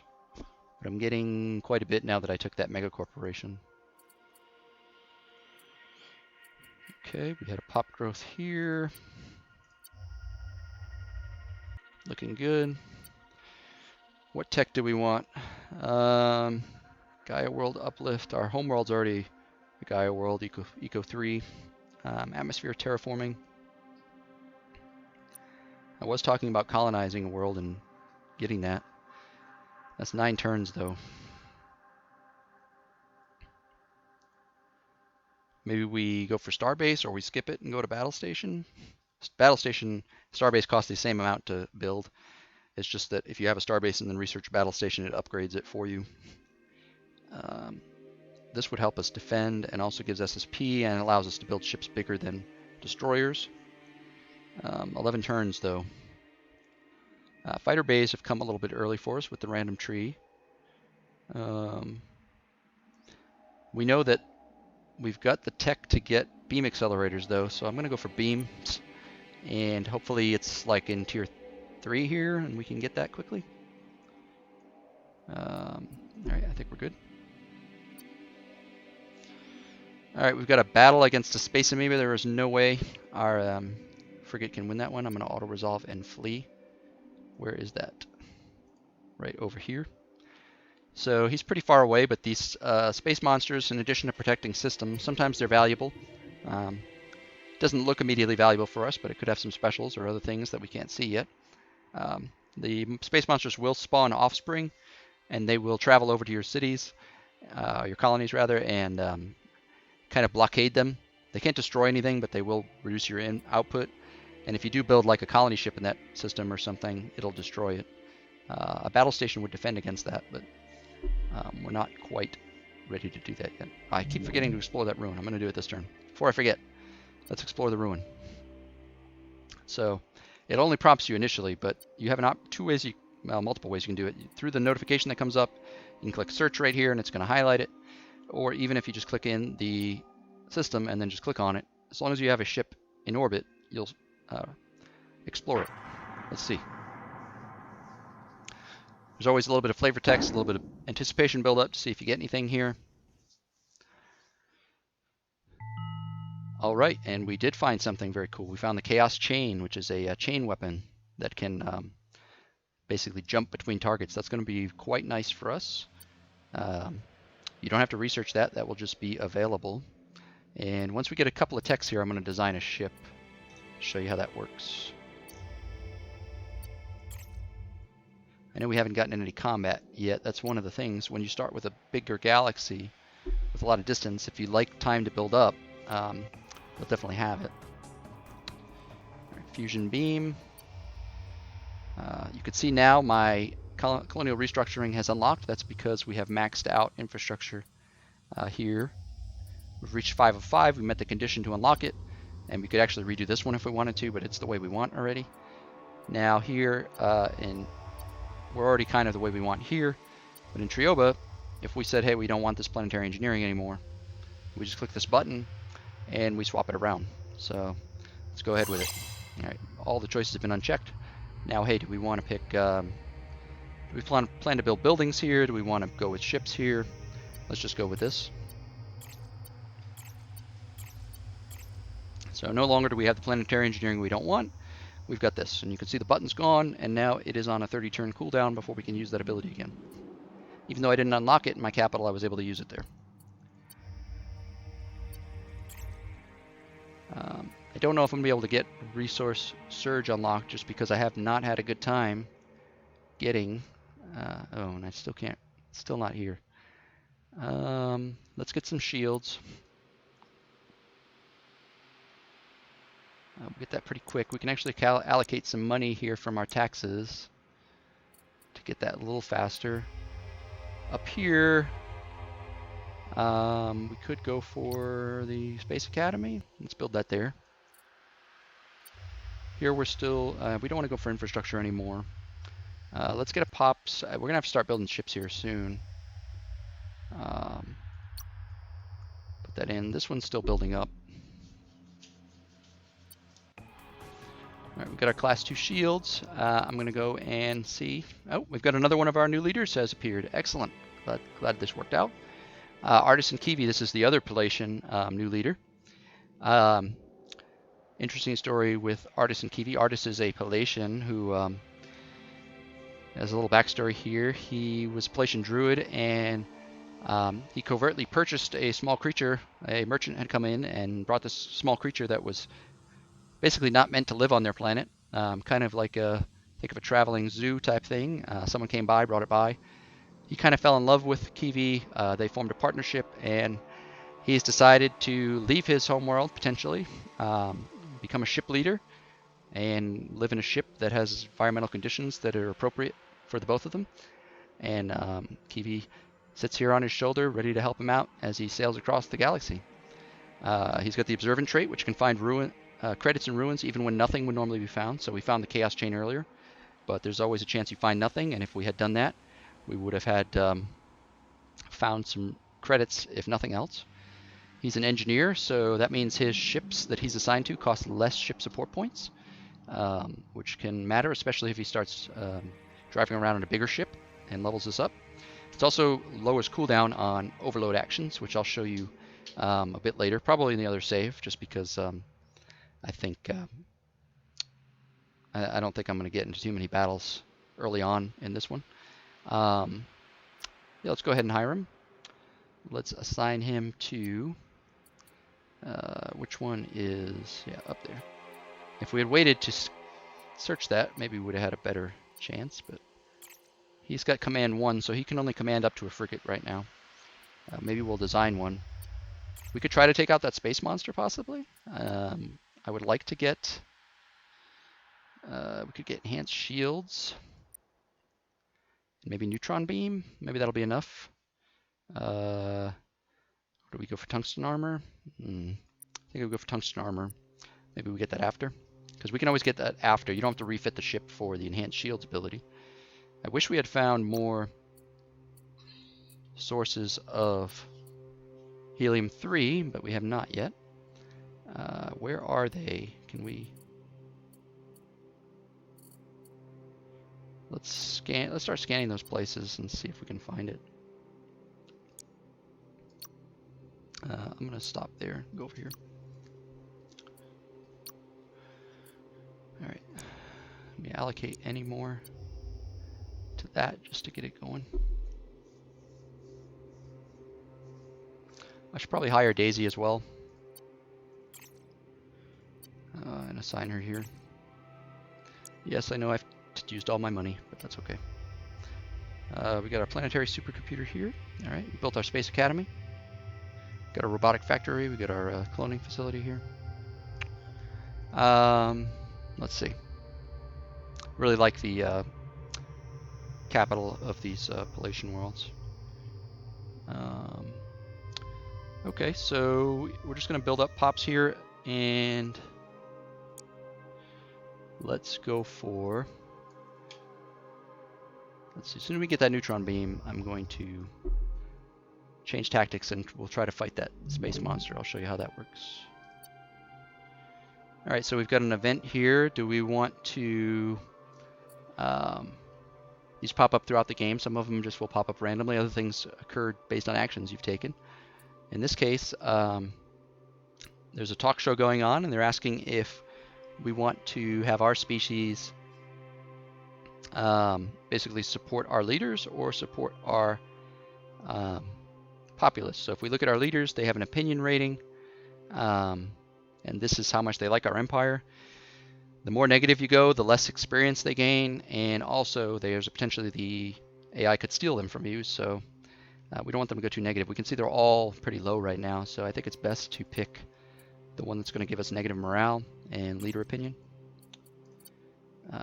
Sierra has leveled up. Oh, I got to pick. Whenever you level up, you pick an ability, and you also get to pick a new skill. So I could pick up Saboteur Basic and start giving her skills to Saboteur or Psy-Ops Expert, which makes you reduce opinion of leaders even more. Let's go with that. I actually could send that against the Nova. We'll go ahead and assign her. We won't get her colony bonuses while she's away, but we will still get the flat generation per turn bonus and any other skills like that, like scientists would give bonuses when they're on spy missions, for instance. So you really have to debate whether or not you want your leaders to go on spy missions or be available for colony or ship work. So certain leaders are definitely tailored more in one direction than another. Probably need to start producing trade goods just to get money up so we can get this tech a little faster.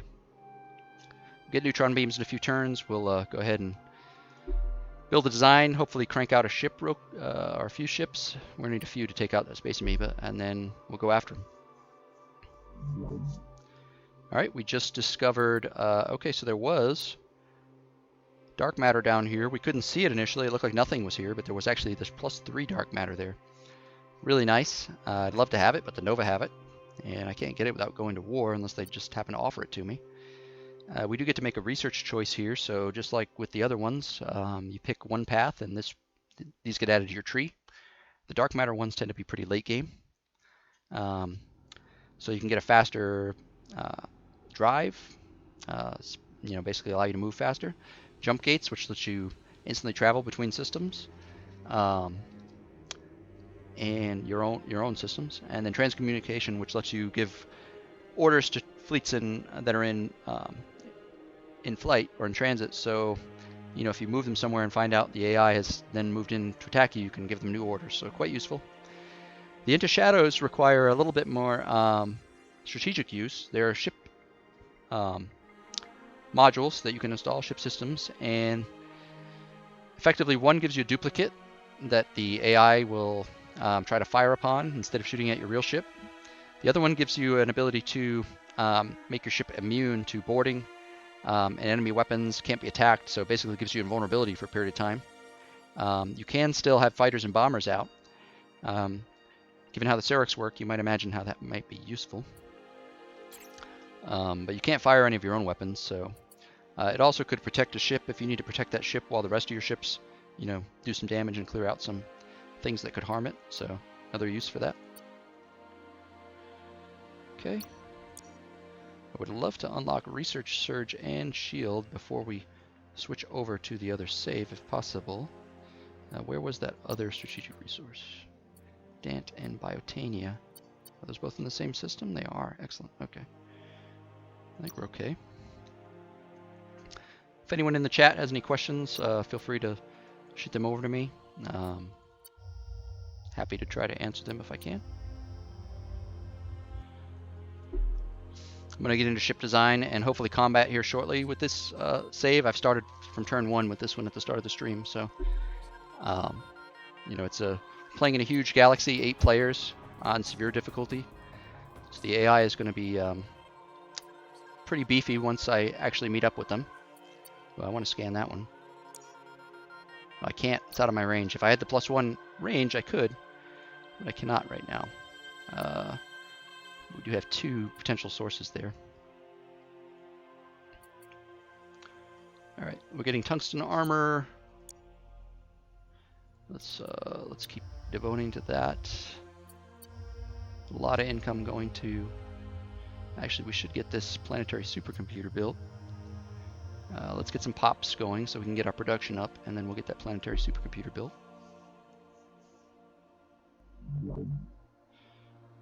Right, how are we looking over here? Oh, we found 2 sources of helium-3 down here. +2 and +1. All right. Let's get those outpost ships out and down there. Switch tactics here. Yep, we'll reduce this a bit. There we go. Keep scanning. Yeah, I don't care too much where we scan at this point, so I'm going to turn on the automate remote exploration. Let it scan around. Balanced is fine. We'll let it tell me what it finds, because I want to focus on other things right now, including taking out this space monster.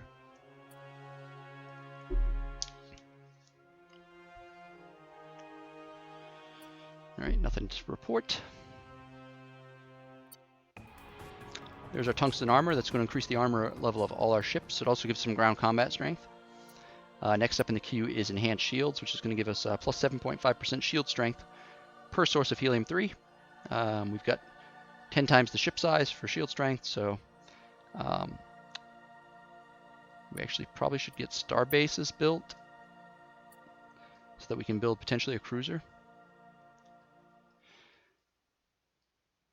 Yeah, I'm sorry, Alex, that we don't have German translation available. It's certainly something we'd like to offer, but as an indie team, one of the challenges we face is, you know, any time we spend on implementing that is time taken away from developing things, other aspects of the game. So it may happen at some point, but we have to try to prioritize where we can. So I do apologize for that, though. Even opening it up to like community translation, for instance, there's a lot of work that goes into setup for that. You have even to use some of the services out there. You have to get your strings and everything set up a lot of different ways. There's a lot of dialogue in the game as well. So I don't know if the community would want to even pick it up, but certainly something we can keep on the table and think about in the future. But that's why it doesn't happen right now. It's definitely nothing against German people or the language. Trust me, we'd love to do it if we could.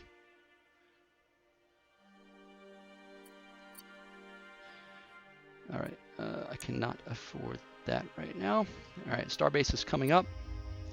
Let's see. I think I can actually design the ship now. Yep, yeah, we've got everything we need to design the ship. Did those outpost ships finish? Let's send it down. My other outpost ship will be coming next turn.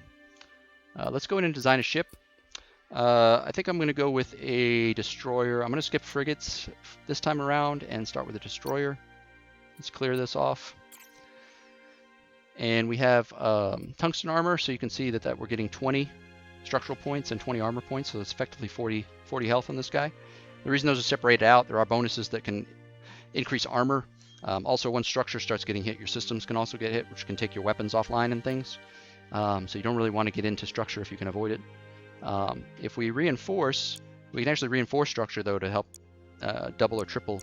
It does increase the cost, which is how long it's going to take to build, basically, if we do that. But the option's there. We still got nuclear drive because I haven't had time to research the helium-3 specific drive yet. If I can, this gets updated automatically. Nuclear drive, or drives in general, are the only thing you don't have to refit a ship to get the advantage of. Once you get the new drives, they're automatically improved on all your ships. So special systems, we haven't researched any yet, so there's not much to do there. Shields, we could downgrade our shields or remove them, but we definitely want them. We could change the facing of the shields. You can see here a little arrow, miniaturization 1. So the more techs you've researched in advance of the tech, where the tech lives, the more miniaturized it's going to be. And the more miniaturized it is, the less space and cost it takes up. So sometimes there's an advantage of using an older shield technology or weapon technology to take advantage of that. Let's go into our weapon choices. So we found Chaos Chain earlier. That'd be great. Let's put that on here. Oh, 150 space used. Not quite for a good fit for the destroyer. Maybe if we had battle pods, which gives us extra space, but we can't use this. And if we wanted a heavy mount, well, yeah, you can see, not gonna happen. But that maybe on our cruiser we'll equip Chaos Chain. So you can see there's some abilities locked out here. If we pick Neutron Beam, for instance, we don't have continuous or no range dissipation. That's because these are require more miniaturization level, and we are miniaturization 0 on Neutron Beam right now. Fusion Beam, we do have the option to go with that. We could go heavy. So heavy Fusion Beam is going to be 5 to 9 damage versus 4 to 12 with the Neutron Beam. Neutron Beam also has a chance to stun, which is unique to it. Right here, stuns crew, makes the ship immobile. That could be useful against that space monster. So I think I'm going to go with that. And this will change our firing arc if we want front fire, front and sides, or 360, or just rear. But it does take extra space, so it's a battle of how much space we want to use. Reinforcing the armor does not take space, but does make the cost up, so maybe we go medium. Maneuverability level can be increased. This gives you bonus ship attack and ship defense. You see I've set 70%, 65%. It'll keep going up as I do this. It also gives more maneuverability to the ship, which means faster combat speed and more rotation. So you basically have a bigger degree of rotation. So if we max that out, what can we still fit on here? 2 neutron beams or 1 heavy neutron beam. If we take that down, 3 regular neutron beams. Let's go with that. This will be the Sting 1.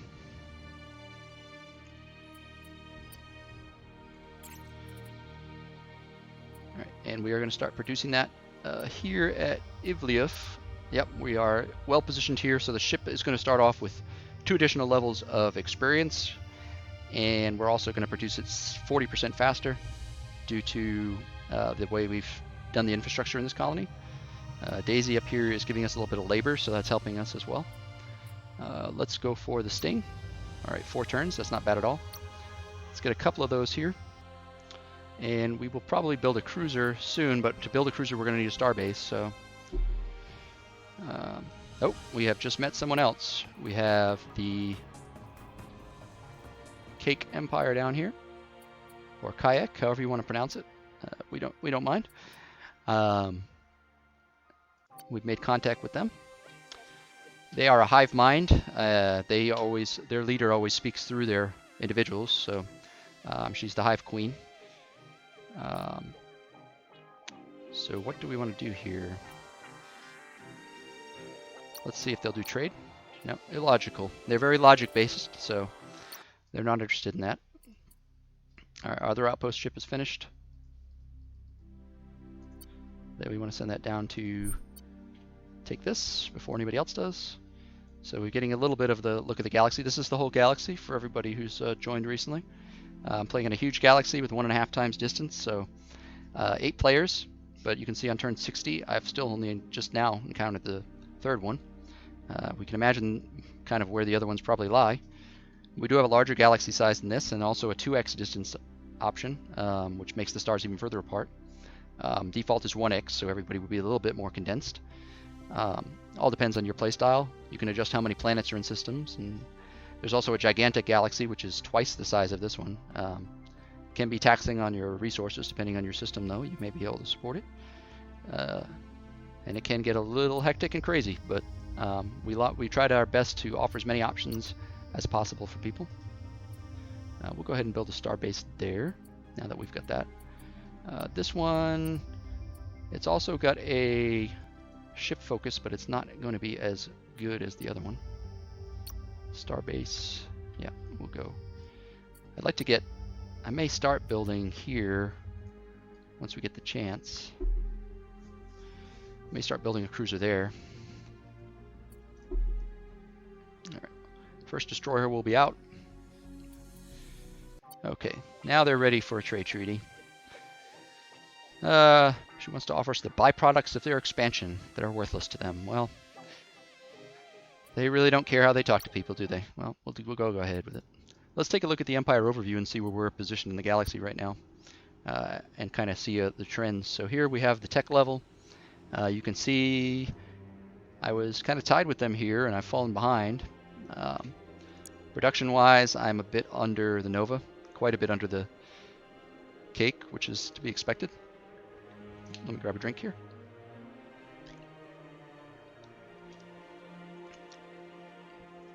Right, fleet-wise, we're flatlined. We haven't built anything except for our starting frigate scouts, so again, to be expected.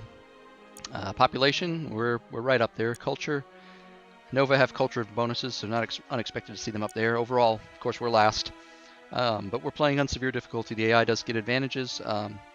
They're also more aggressive at this difficulty. They get starting advantages, and the way their sliders are set, they're getting some production and research bonuses too. On this difficulty, I can definitely lose. I can definitely win. If I step it up to impossible, which is the next one up, trouble starts to happen, and that's with me at 100% production and research as well. I could lower my own. So we try to give a full range of modifiers to, have the game be as difficult or as easy as you want. Have fun with it. That's the ultimate goal. And have the experience you want. All right, space culture. We have a couple of options here. Could go with Master Geologist or Aggressive Terraforming. This actually gives plus 30 BC in an uplifted world, eco level 3. Palacean start with one of those, so that's pretty good, right? We'll get an extra 30 BC. How are we looking? I mean, we've got enough right now, but we could always assign that, just barely.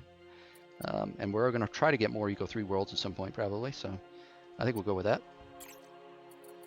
All right, that'll help. Yep, our income has gone up. All right, our sting is going to be done. Let's go ahead and we've got the starbase here. We need way too much money to rush that right now. Oh, come on. He's getting here right before me. If he has an outpost ship or gets aggressive, I'm going to be losing that. Oh, that's terrible. At least that's the one that only has +1. This one's the +2 one. All right, so we now have at least 2 of a specific strategic resource, and we have unlocked Resource Surge. You can see here that when we activate this, we'll get plus 50% to our strategic resources extracted. So right now, I think that would give us 1 helium-3, but if we can get this other one, it would give us 2. So there's definitely a lot of value in getting that. And since we have the shield bonus now tied to that, it would be quite good to have. All right, what do we want to go for? Let's see. Battle station. We want to go for better armor. Actually, engines. Yeah, we need engines because that'll apply to my ships right away. That's definitely the choice we want. All right, our Psy-Ops is ready to go. I forgot we queued that up. It's been a while, but we're going to get a chance to look at the Nova's leaders and influence them. Let's see. So we have Oscar Threlbad. He's quite good, actually, very good ship leader. These cannot be targeted because they are in their hiring pool right now. There's also leaders that will have the trustworthy trait, I believe it's called. And that trait makes them immune to being manipulated by Psy-Ops, but we certainly can do this one. So I think we want to try to steal Oscar. Let's go ahead. It's going to push his opinion to -2. If we can get his opinion to -10, he'll actually come offer to work for us. So we'll take another mission to do that. But let's see. Yep, it was successful. Let's go for it. Let's try.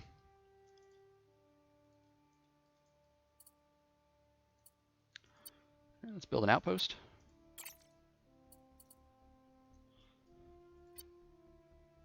Okay. We're waiting on our starbase here. We've got our 2 destroyers. We've got our leader here. I'm a little afraid to send him out with them, but I think if I hold him back, he can get some experience from this battle against the space monster. Hopefully get leveled up so he can command a destroyer and get into one of those. But it's a little risky sending him out without it, but I'm going to take the chance. We've got the starbase built here. Fusion drive coming up. Do we have a leader that has warfare 2? Nope. Okay, so if we leave our fleet here in Ivlia, they're there already. They're going to get experience from being in the orbit of the system that this governor is on because she has some points in warfare. So I'm just going to let them sit there. That's the best place. Let them level up, get experience while we work on stuff. All right, Sierra has leveled up. She gained some experience for completing her spy mission. So while these bonuses won't apply until she's assigned to a colony, I can kind of build her up this way, doing these missions, and then assign her to a colony later. Let's give her some research. And some of these bonuses do apply whether they're assigned on spy missions or not. Both of these actually do. So I could get a bonus to my trade treaty revenue or a bonus to my planetary engineering tech. And that does not require she be in a colony, so let's go for it. All right, we've got that now. I don't think I can get any of these techs real quick. I was trying to think if there's anything I can add to my battle pods. Let's go with that. And maybe space elevator. Our starbase finished here. You can see it back here. It's hard with all the trees in the swamp world to see the starbases, but they are there. So even, yeah, Sting is going to take 8 turns here just because we don't have as much production here as in the other world. But let's go ahead and produce another Sting. We've got enough support points. And up here, as soon as we can finish this starbase, I would love to get a cruiser designed and built there, and then send the cruiser and however many destroyers we have by that point over to take out that space monster. Anthony Yang, he's a good early game leader, command 0, so he can only command a ship, frigate right now, but not the type that I need. He has a genius trait, so when he levels up, he gets 2 skill points. If you get him early on, you can really build him up into an awesome ship leader, but it does take some work. And we are trying to get into some battle here. After the battle with the space monster, I'll probably be loading up a save game from the Cerixx, where I'm roughly about 200 turns in.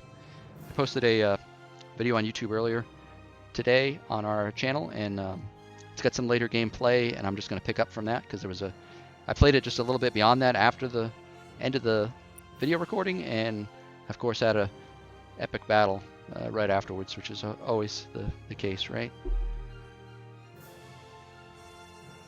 So hopefully I'll be able to at least show that on the stream here.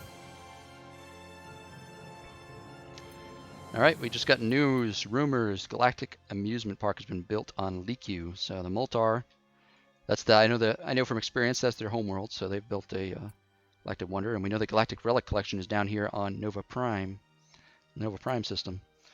So we can also see that if we go into diplomacy and look, it'll show what Galactic Wonders they have and where it's located. So if you want to, let's say pay a visit, bring some assault ships, invade, maybe that Galactic Wonder now belongs to you. So something to target.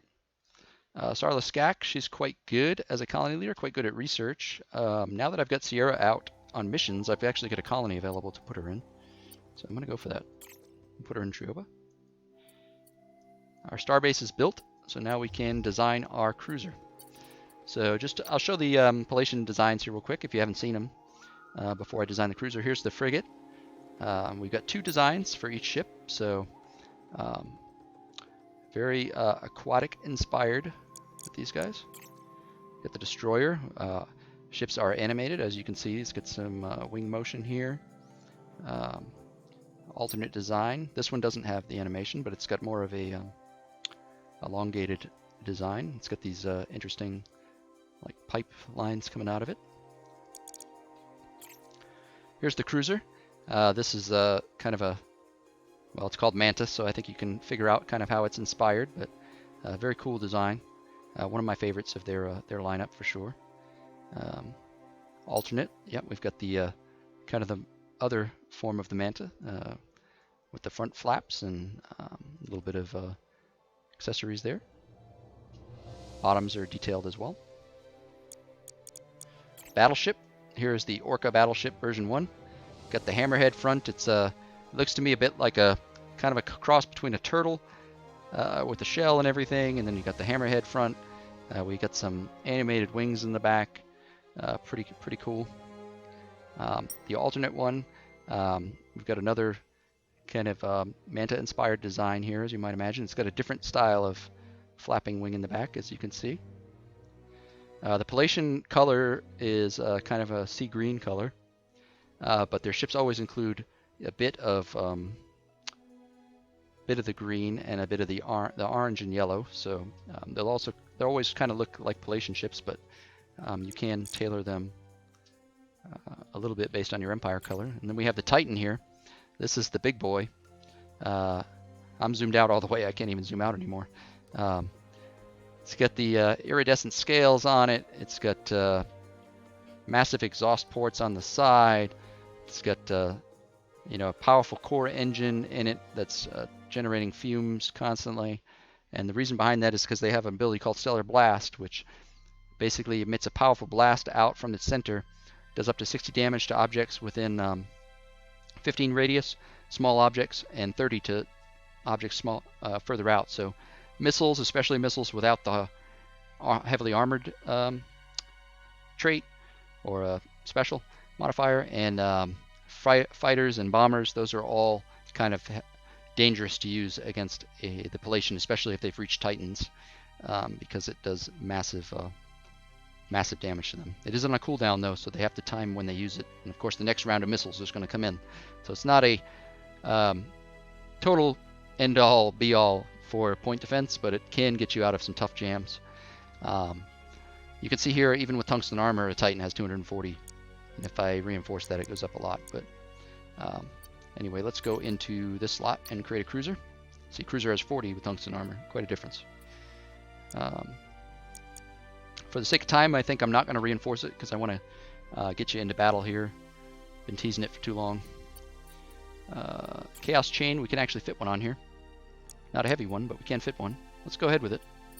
We'll show it off. Let's increase our speed a little bit and our accuracy. And I don't know if we can fit anything else on here. Fusion beam. Yeah, there we go. You can see our shield strength is 39. We're getting 30 and we're getting +9 from enhanced shields right now. And before we get into that battle, I'll activate Resource Surge and we'll actually get another, basically we'll have the equivalent of 6 helium-3, so we'll get another additional bonus to shields. Okay, let's go here. We'll call this Manta 1. Obviously you can call them whatever you want. I like to put 1, 2, 3 as I refit them. It just makes it easier for me to keep up with it, but I'm sure everybody by now has played 4X games enough that they have their own style. Look at that, only 5 turns. It costs a bit more, but it's not too bad. So we'll have that in 5, we'll have this in 4. I think we'll be good. Alright, and yeah, they backed off down here, which is good. We've got a galactic event come up. Mining jobs. So privately run mining operation is going to be shutting down and all these miners are looking for work. So what are we going to do with them?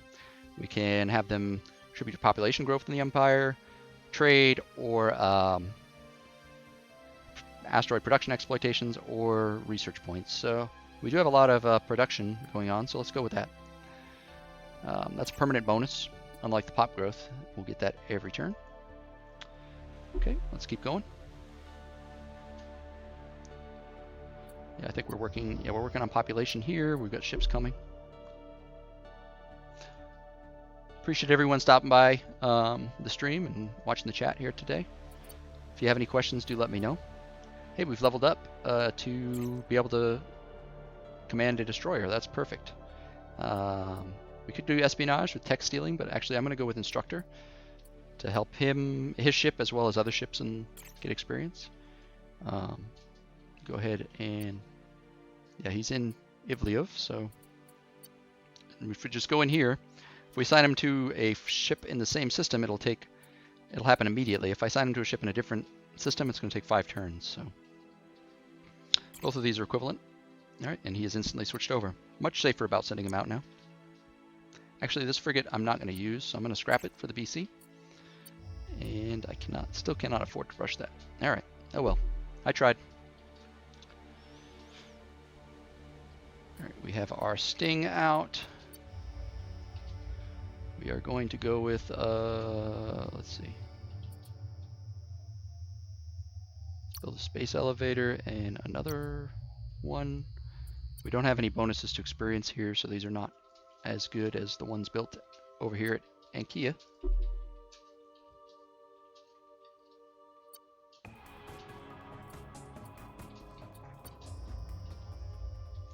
Alright, we've got that.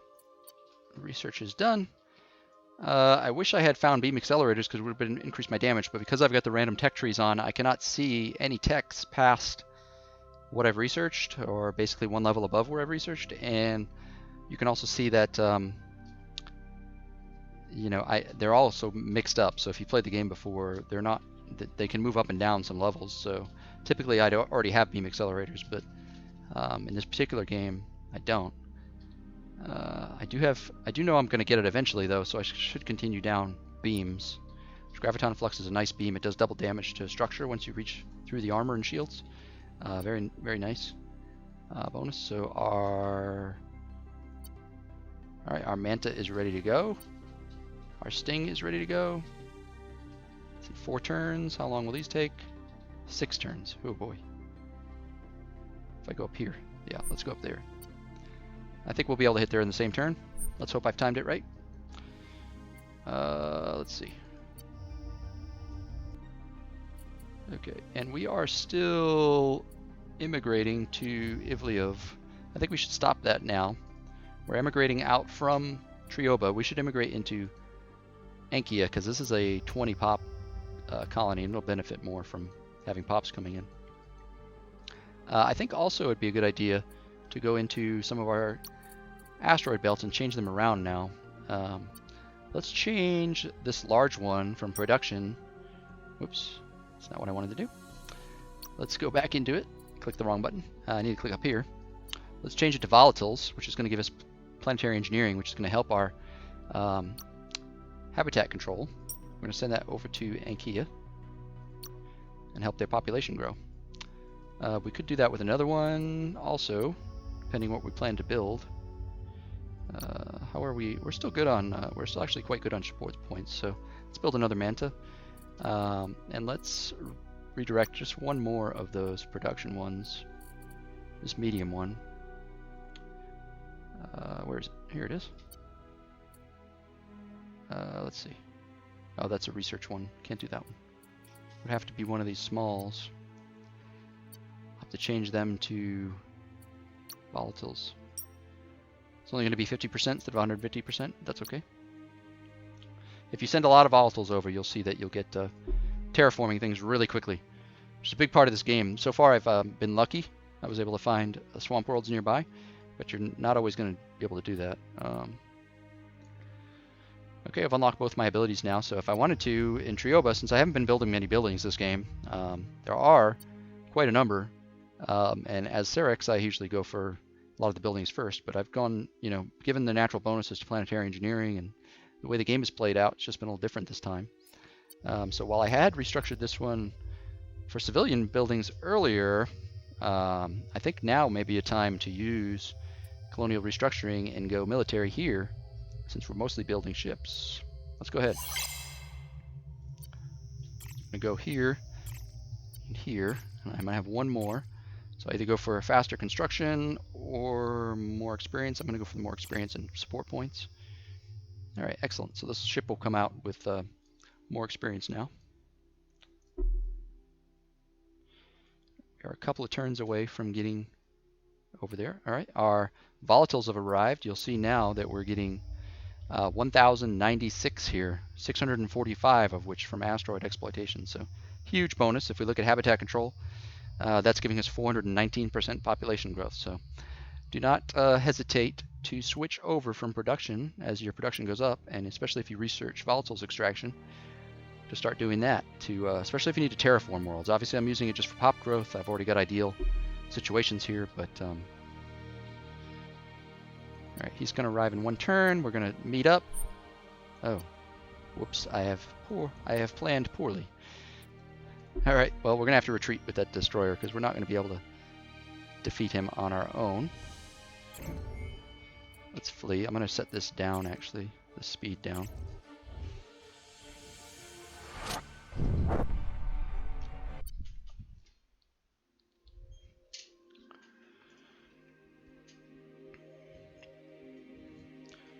All right, let's go ahead and get some labor. So again, the genius trait on this leader is going to give me 2 skill points instead of 1. So you can see I'm going from level 1 to 3, which is a lot of production. I think we got enough ways to bonus planetary engineering now. I'm going to go for the flat scientist bonus. I've got 4 here I'm about to fight. I probably don't really need it for this fight, the extra shielding, but just to show how that goes off, because I'm going to switch over to my other save that's a little further in for everybody. Let me just go ahead and activate it. So there you go.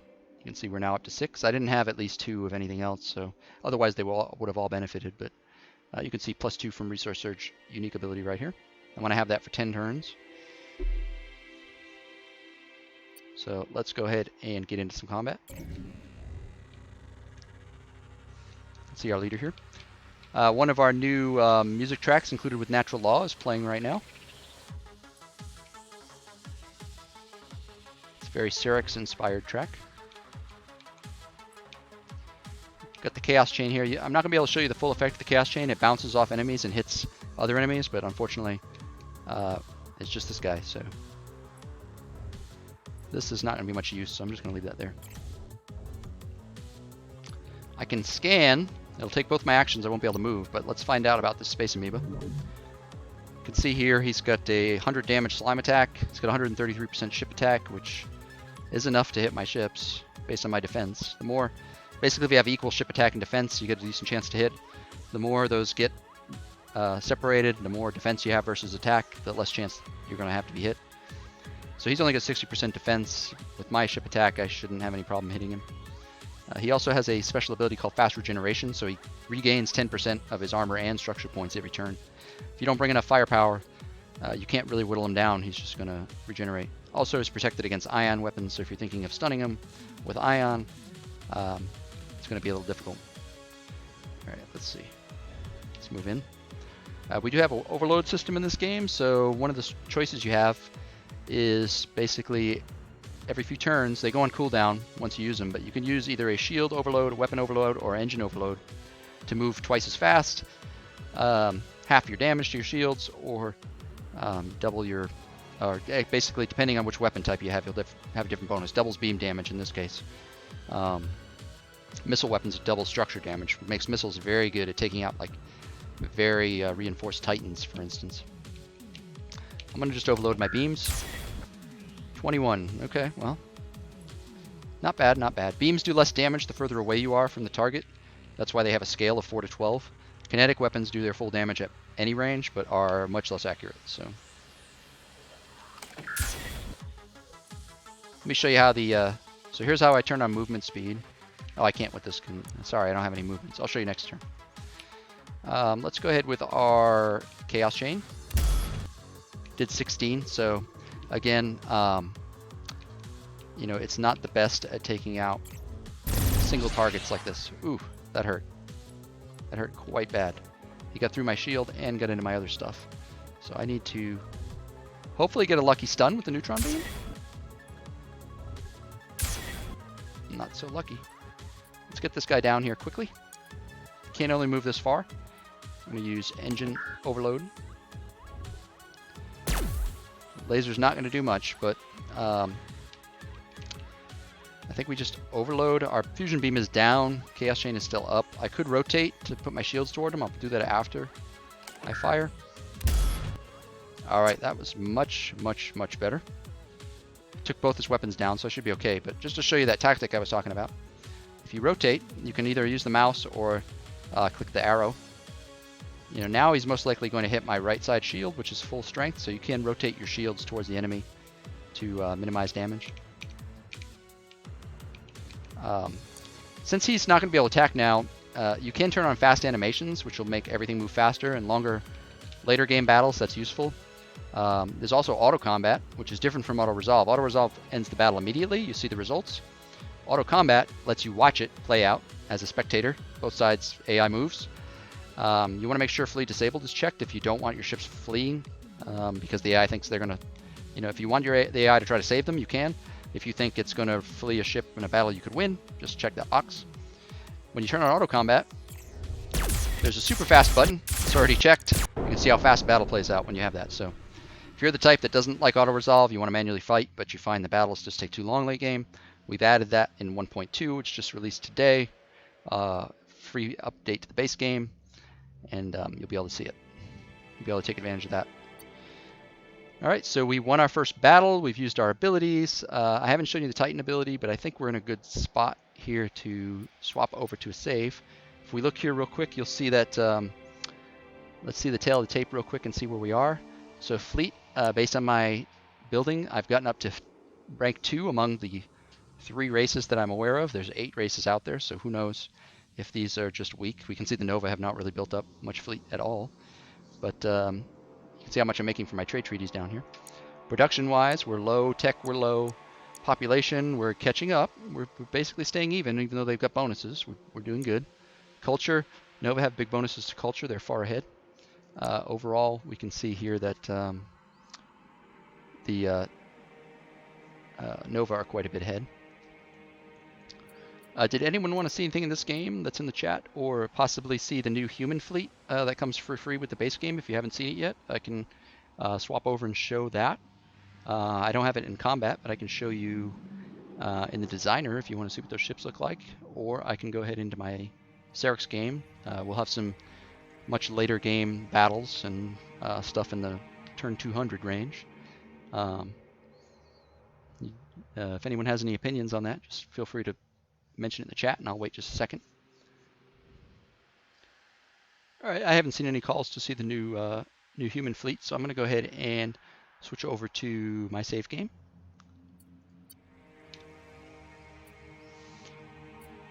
All right, hopefully y'all can see the game now. I've loaded into my save game as the Cerixx Sentinels. This is on turn 220, also on severe difficulty. Similar to the last game, you will, if you check our YouTube channel, you will see that I posted a video up earlier today, which has playing about 6 or 7 turns of this. You'll see a few battles and kind of the lead up into this situation, but the Moltar have just been eliminated. They were my allies this game. I say allies, but really I was stealing a lot of tech from them because they're weak at that. And the Cerixx are weak at tech, so it was a good match for me. But they're gone now. They did gift me one of their ships, so that their legacy will live on through the battleship they gave me. Hopefully I can keep it alive. I've been in battles this game with both the humans down here and the Palacean, who I was just playing as. I just recently used my abilities, so I don't know if I'll get a chance to show you them in this stream, but if you check the YouTube video on our channel, you will be able to see those used. So I apologize for that. I wanted to make sure I got those into that video. This is the tail of the galaxy right now. This is, again, a huge galaxy, as we can see here, not gigantic, so there is bigger than this. I'm max zoomed out, so, you know, it's pretty sizable. This is with 8 empires. Everybody has enough space to move, so don't feel like you have to go to gigantic to support 8 if you don't want to. So Liku here is the old Moltar capital. This is owned by the Human Federation. I've been in war with both of them for a while. Here is the current diplomatic situation. We can see, in this case, I've got General Broderick leading the humans, and he's quite angry with me for a number of admittedly legitimate reasons. I've asked for peace many times because I was trying to kill the Palacean, but he wouldn't go for it. The Palacean are pretty annoyed with me, but I did establish peace with them recently, as you can see here by the blue line. We're actually not allowed to declare war for another 3 turns, so I do have to watch them, but I'm protected for the moment. Yeah, and there's a few other wars going on. We have the Drago with the Sulak and Palacean. We've got the Palacean, we've got the Nova on an alliance with the humans, and they actually just took the last Moltar colony right there. Let's see. We've got a ruin here. I can't explore that because I had to flee, actually. We're going to have a big battle coming up here with... actually, yeah, I can't... Can I switch him now? Probably risky, but let's see. Goth, where is that Titan? Excellent, okay. He can command the Titans, so, and he actually has a desire to command a Titan in battle. So we're going to give him his desire. Hopefully that doesn't end badly for him. The Ashbury system, we own half of it down here. We're basically just trying to beat back the humans while the Palacean are up here.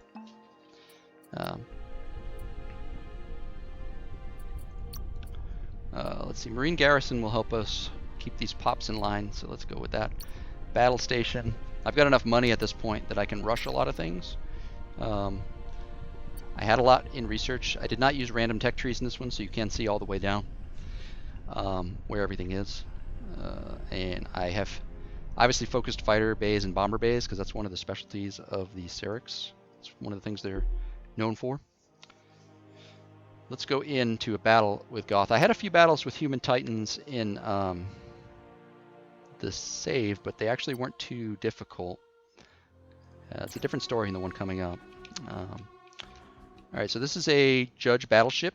I'm going to go ahead and... I'm mostly concerned with taking out this cruiser down here, I think. Yeah. There's two different cruisers, but we'll focus on that one. He's got Graviton Flux, so he'll do double damage once we can get into his structure. If I was smarter, I would have launched the fighters and bombers after I moved, so they would have a little bit of a head start.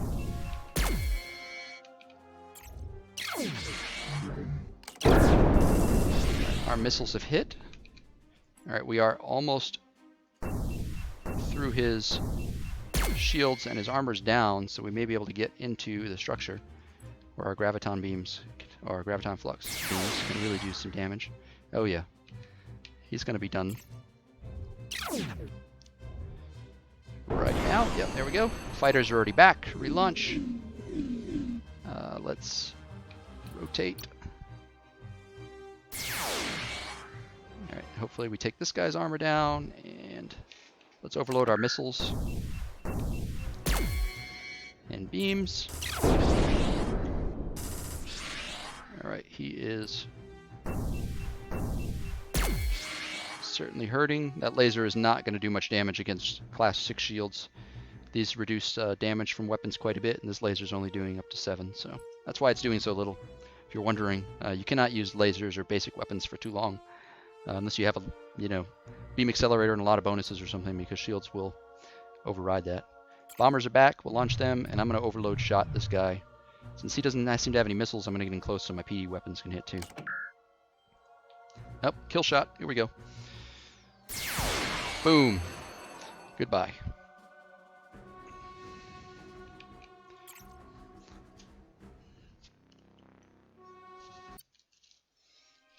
Alright, we've killed both his cruisers there.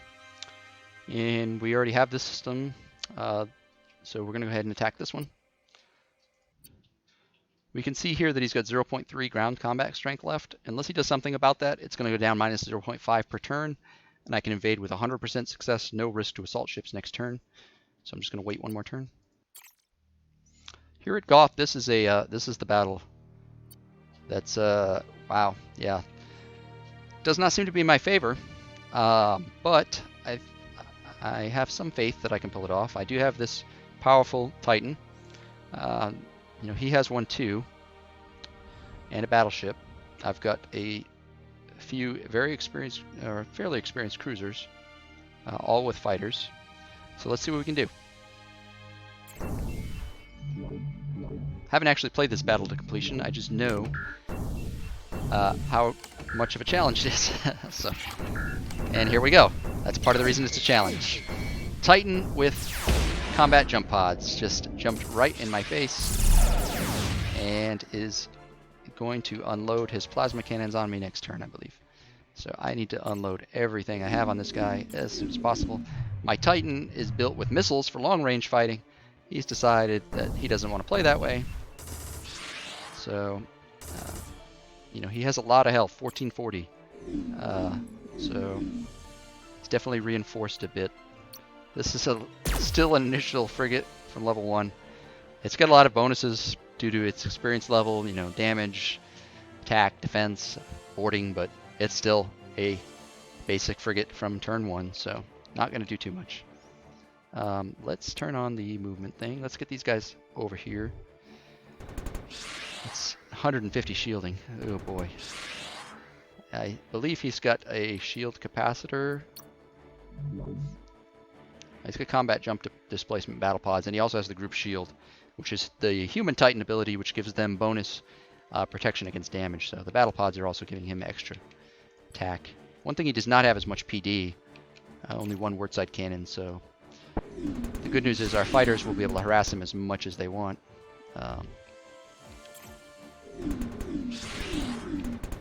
But I'm expecting some massive incoming damage. Alright, I think we've launched everything. Have we used all our ships? Let's see. I don't think he's in my firing arc. Big miss. Okay.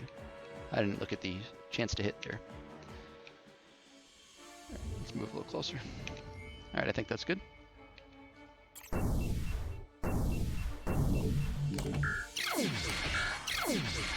That Titan's the one I'm really worried about. He does have a battleship too, though. Ooh. Ow. That looks like it hurt. A lot of missiles coming in too. Ooh, that hurt him too, though. Look at that. Shields down. His heat level's rising. That's one thing with heavy shields. If you don't have a heat sink or some way to cover that heat, he's going to have to cool down at some point or risk blowing up at max heat level. And if that happens, he's if he cools down, his shields are down and he can't fire for a period of time. So I'm just going to keep unloading on him, I think. I'm actually going to overload my missiles because they do double damage against the structure at that point. Man, 145 ship defense on this guy. It's pretty high. Let's see. Alright, here we go. Missed. The modifier I'm using, auto fire, reduces the accuracy with every shot. So you do get multiple shots, but if you don't have the accuracy to support it, it may not be worth its extra space and cost. So it's something you have to think about. Alright, we've taken his shield down. It regenerates though. And our armor is toasted. Heat-wise, we're not in great shape either. And he's got a lot of missiles coming, and if I have to cool down, all my PD goes down. I do have a lot of PD on it, but if that goes down, I'm kind of in trouble.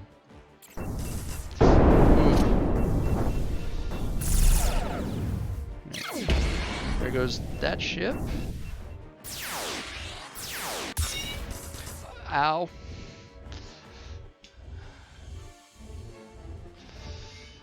Come on, fighters. Yes. We got him. We are not in great shape, but we pulled it off. Our bomber bay is broken. Fighters are still good. This guy's got missiles. I think we'll be okay.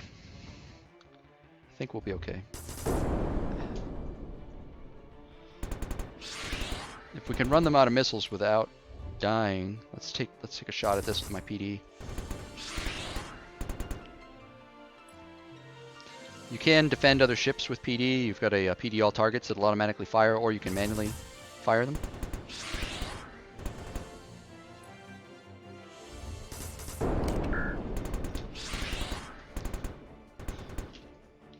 I can turn on fast animations to make things go a little faster if I wanted to. Both for myself and the AI. That's a new feature in 1.2.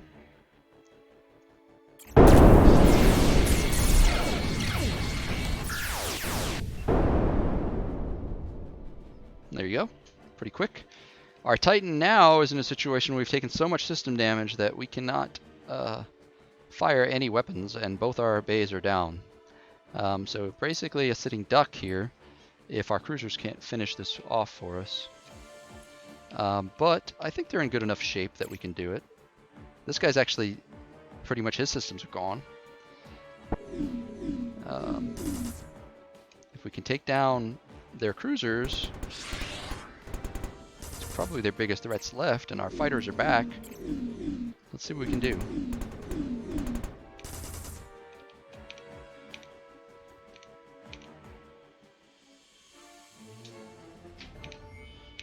Oh, was there a fighter bay available? One of these? No, his is down. They're all deployed. Okay. Not missing any ships. I forgot his star bases peppering me with all kinds of stuff probably. It's almost out of quantum missiles, but let's get some plasma cannons, long-range plasma cannons. Ugh. How long can this Titan survive?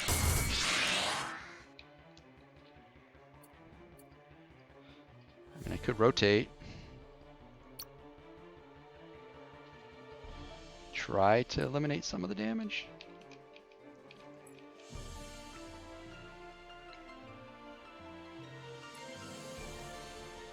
Do I start taking out these smaller guys?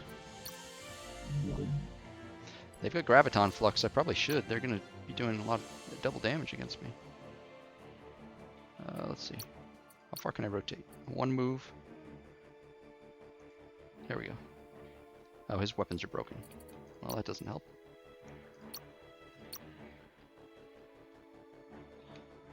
%. Ugh. 240 ship defense. Ugh. This is not ideal. That one's down. That one's down.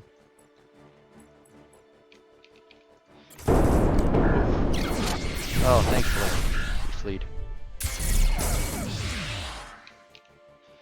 It's really going to be a matter of what the fighters can do, I think, at this point.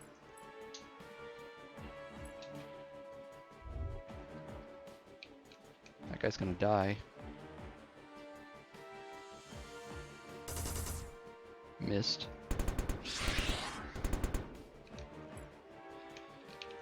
So, at this point, if I don't think I can change the outcome too much with my actions, I can just turn on auto combat and super fast and we see if we win. I could flee with my Titan, but I don't want to. I want to see how it's going to turn out. Let's do it.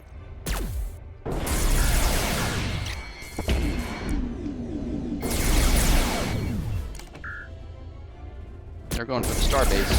Oh, there goes my Titan.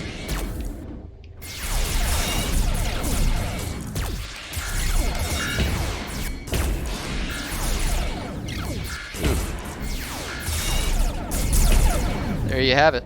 Dead. Valiantly fought, but we did lose that one. So if I was a smarter man, I would have fleed with my Titan, but you know, I wanted to give you a little bit of a light show, I guess.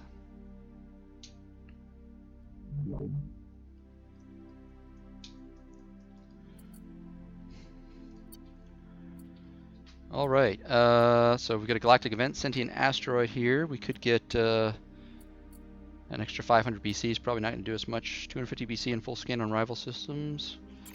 That might be useful. Nope, we found some neutronium. Apparently we haven't found neutronium in this game yet, so we do get to make a choice. With a, anytime you find a strategic resource, you get to make a choice. We could get to protect, which is extra, to harm, which is extra damage for kinetic shells, kinetic weapons, and bombs.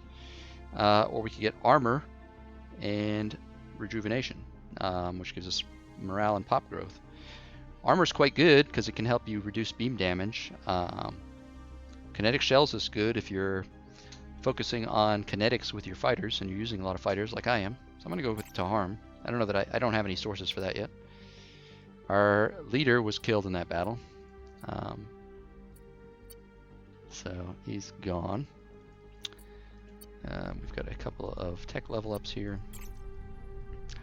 Now, you know, as you get further into the game, you could assign governors to have these colonies do certain things. Like for this one, I want it to increase habitability. So it's automatically queued up a pressurized dome and swamp terraforming for me. And it'll just keep doing that. So as your empire expands, especially in these larger games, you may want that so you don't have to go back to these colonies. At least I like to manage my most important colonies and leave the rest kind of to the AI. Right now I think I've got them all on manual control, but turns can start to take a long time if you do that, but it's totally up to you.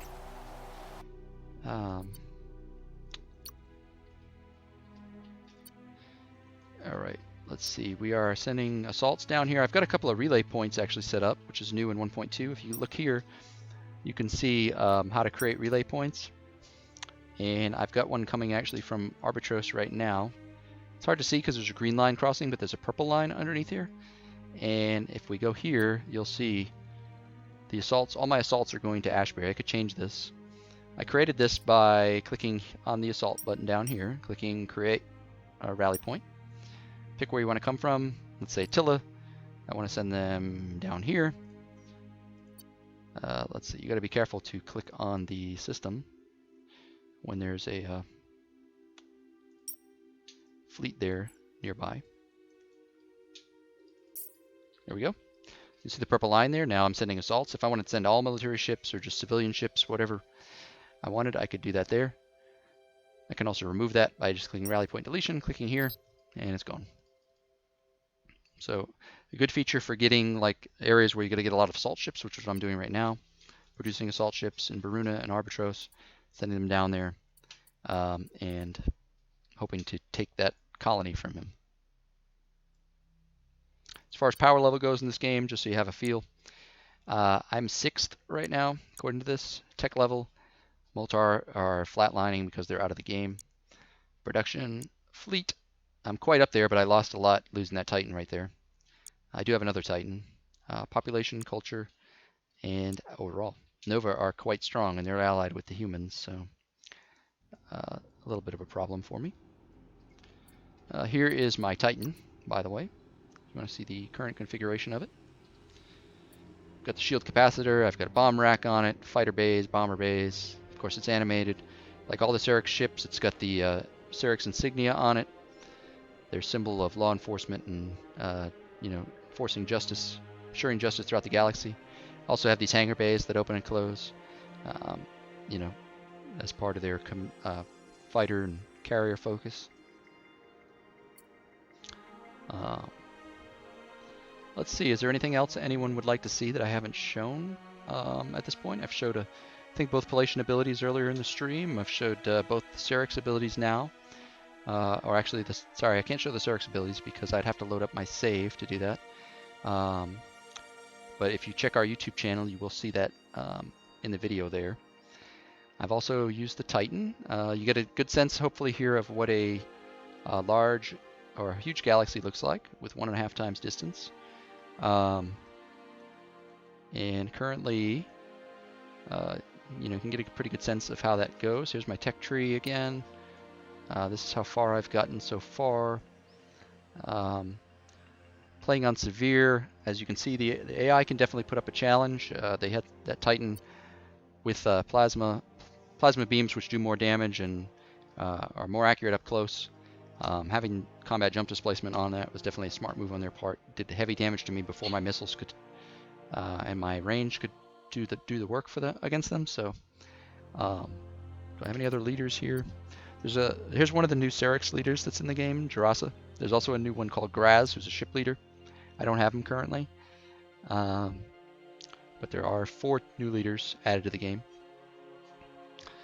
For those who weren't here at the beginning, I'm going to just quickly jump out and show the human fleet again, and then I'm gonna have the stream on for a while. I'm gonna put it on a loop, so if you haven't seen it yet, it'll start playing over again, and we'll have it on for a little while. If anybody does have any questions, please hop into the chat anytime. Won't be around the whole time, but I'll try to hop in and look at it here and there. You can also stop by our forums or on the Steam forums and ask any questions there. We're more than happy to try to answer those as soon as we can. Hope everybody enjoyed the game session today, and appreciate all of you who've taken the time out of your day to stop by here and take a look at it. I'm going to create a custom race. I'm just going to go as quick as I can. This is how you would get the new ship. You would go into custom creation, go to ships human alt fleet, and this is the new human fleet that's been added.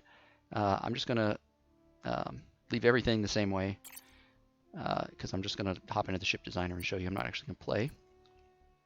Actually, I'll show you a gigantic with 2x just in case you're curious what that looks like.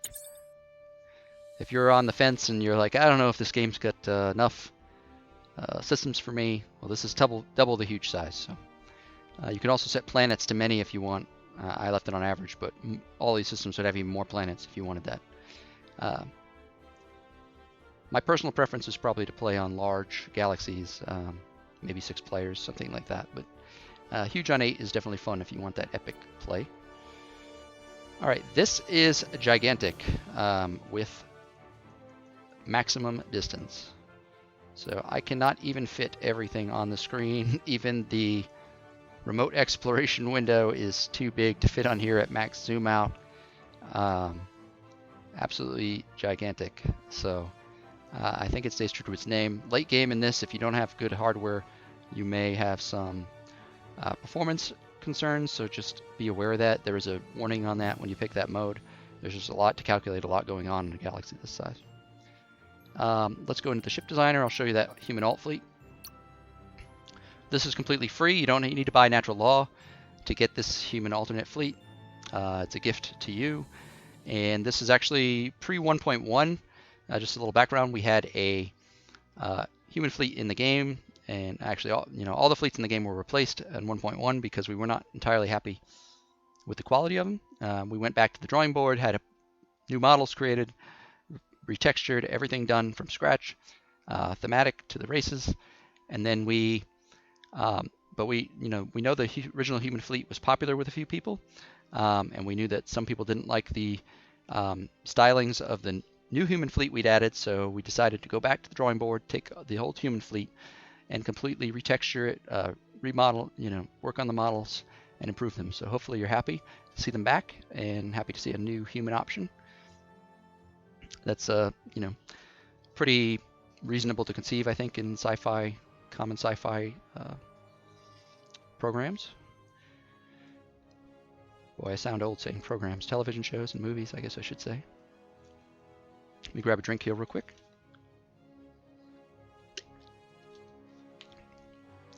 All right, so this is the Odyssey frigate, design 1. You can see it's got some animations on it. Undersides are done as well. We've got an alternate version of all the fleet, all the ship designs, just like in the, just like all the other races.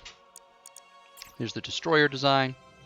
The green that you see here is because I started with a Palacean custom race, and I just left the default color. So these green stripes would be whatever color your empire is. You could do silver, I guess, and take that away from the Cerixx if you wanted to have almost entirely gray ships.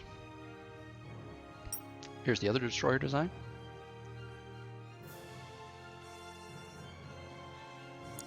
Here is the cruiser design.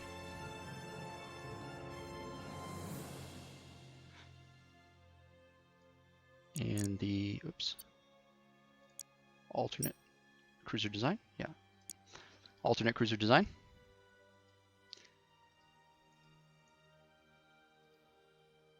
Very nice.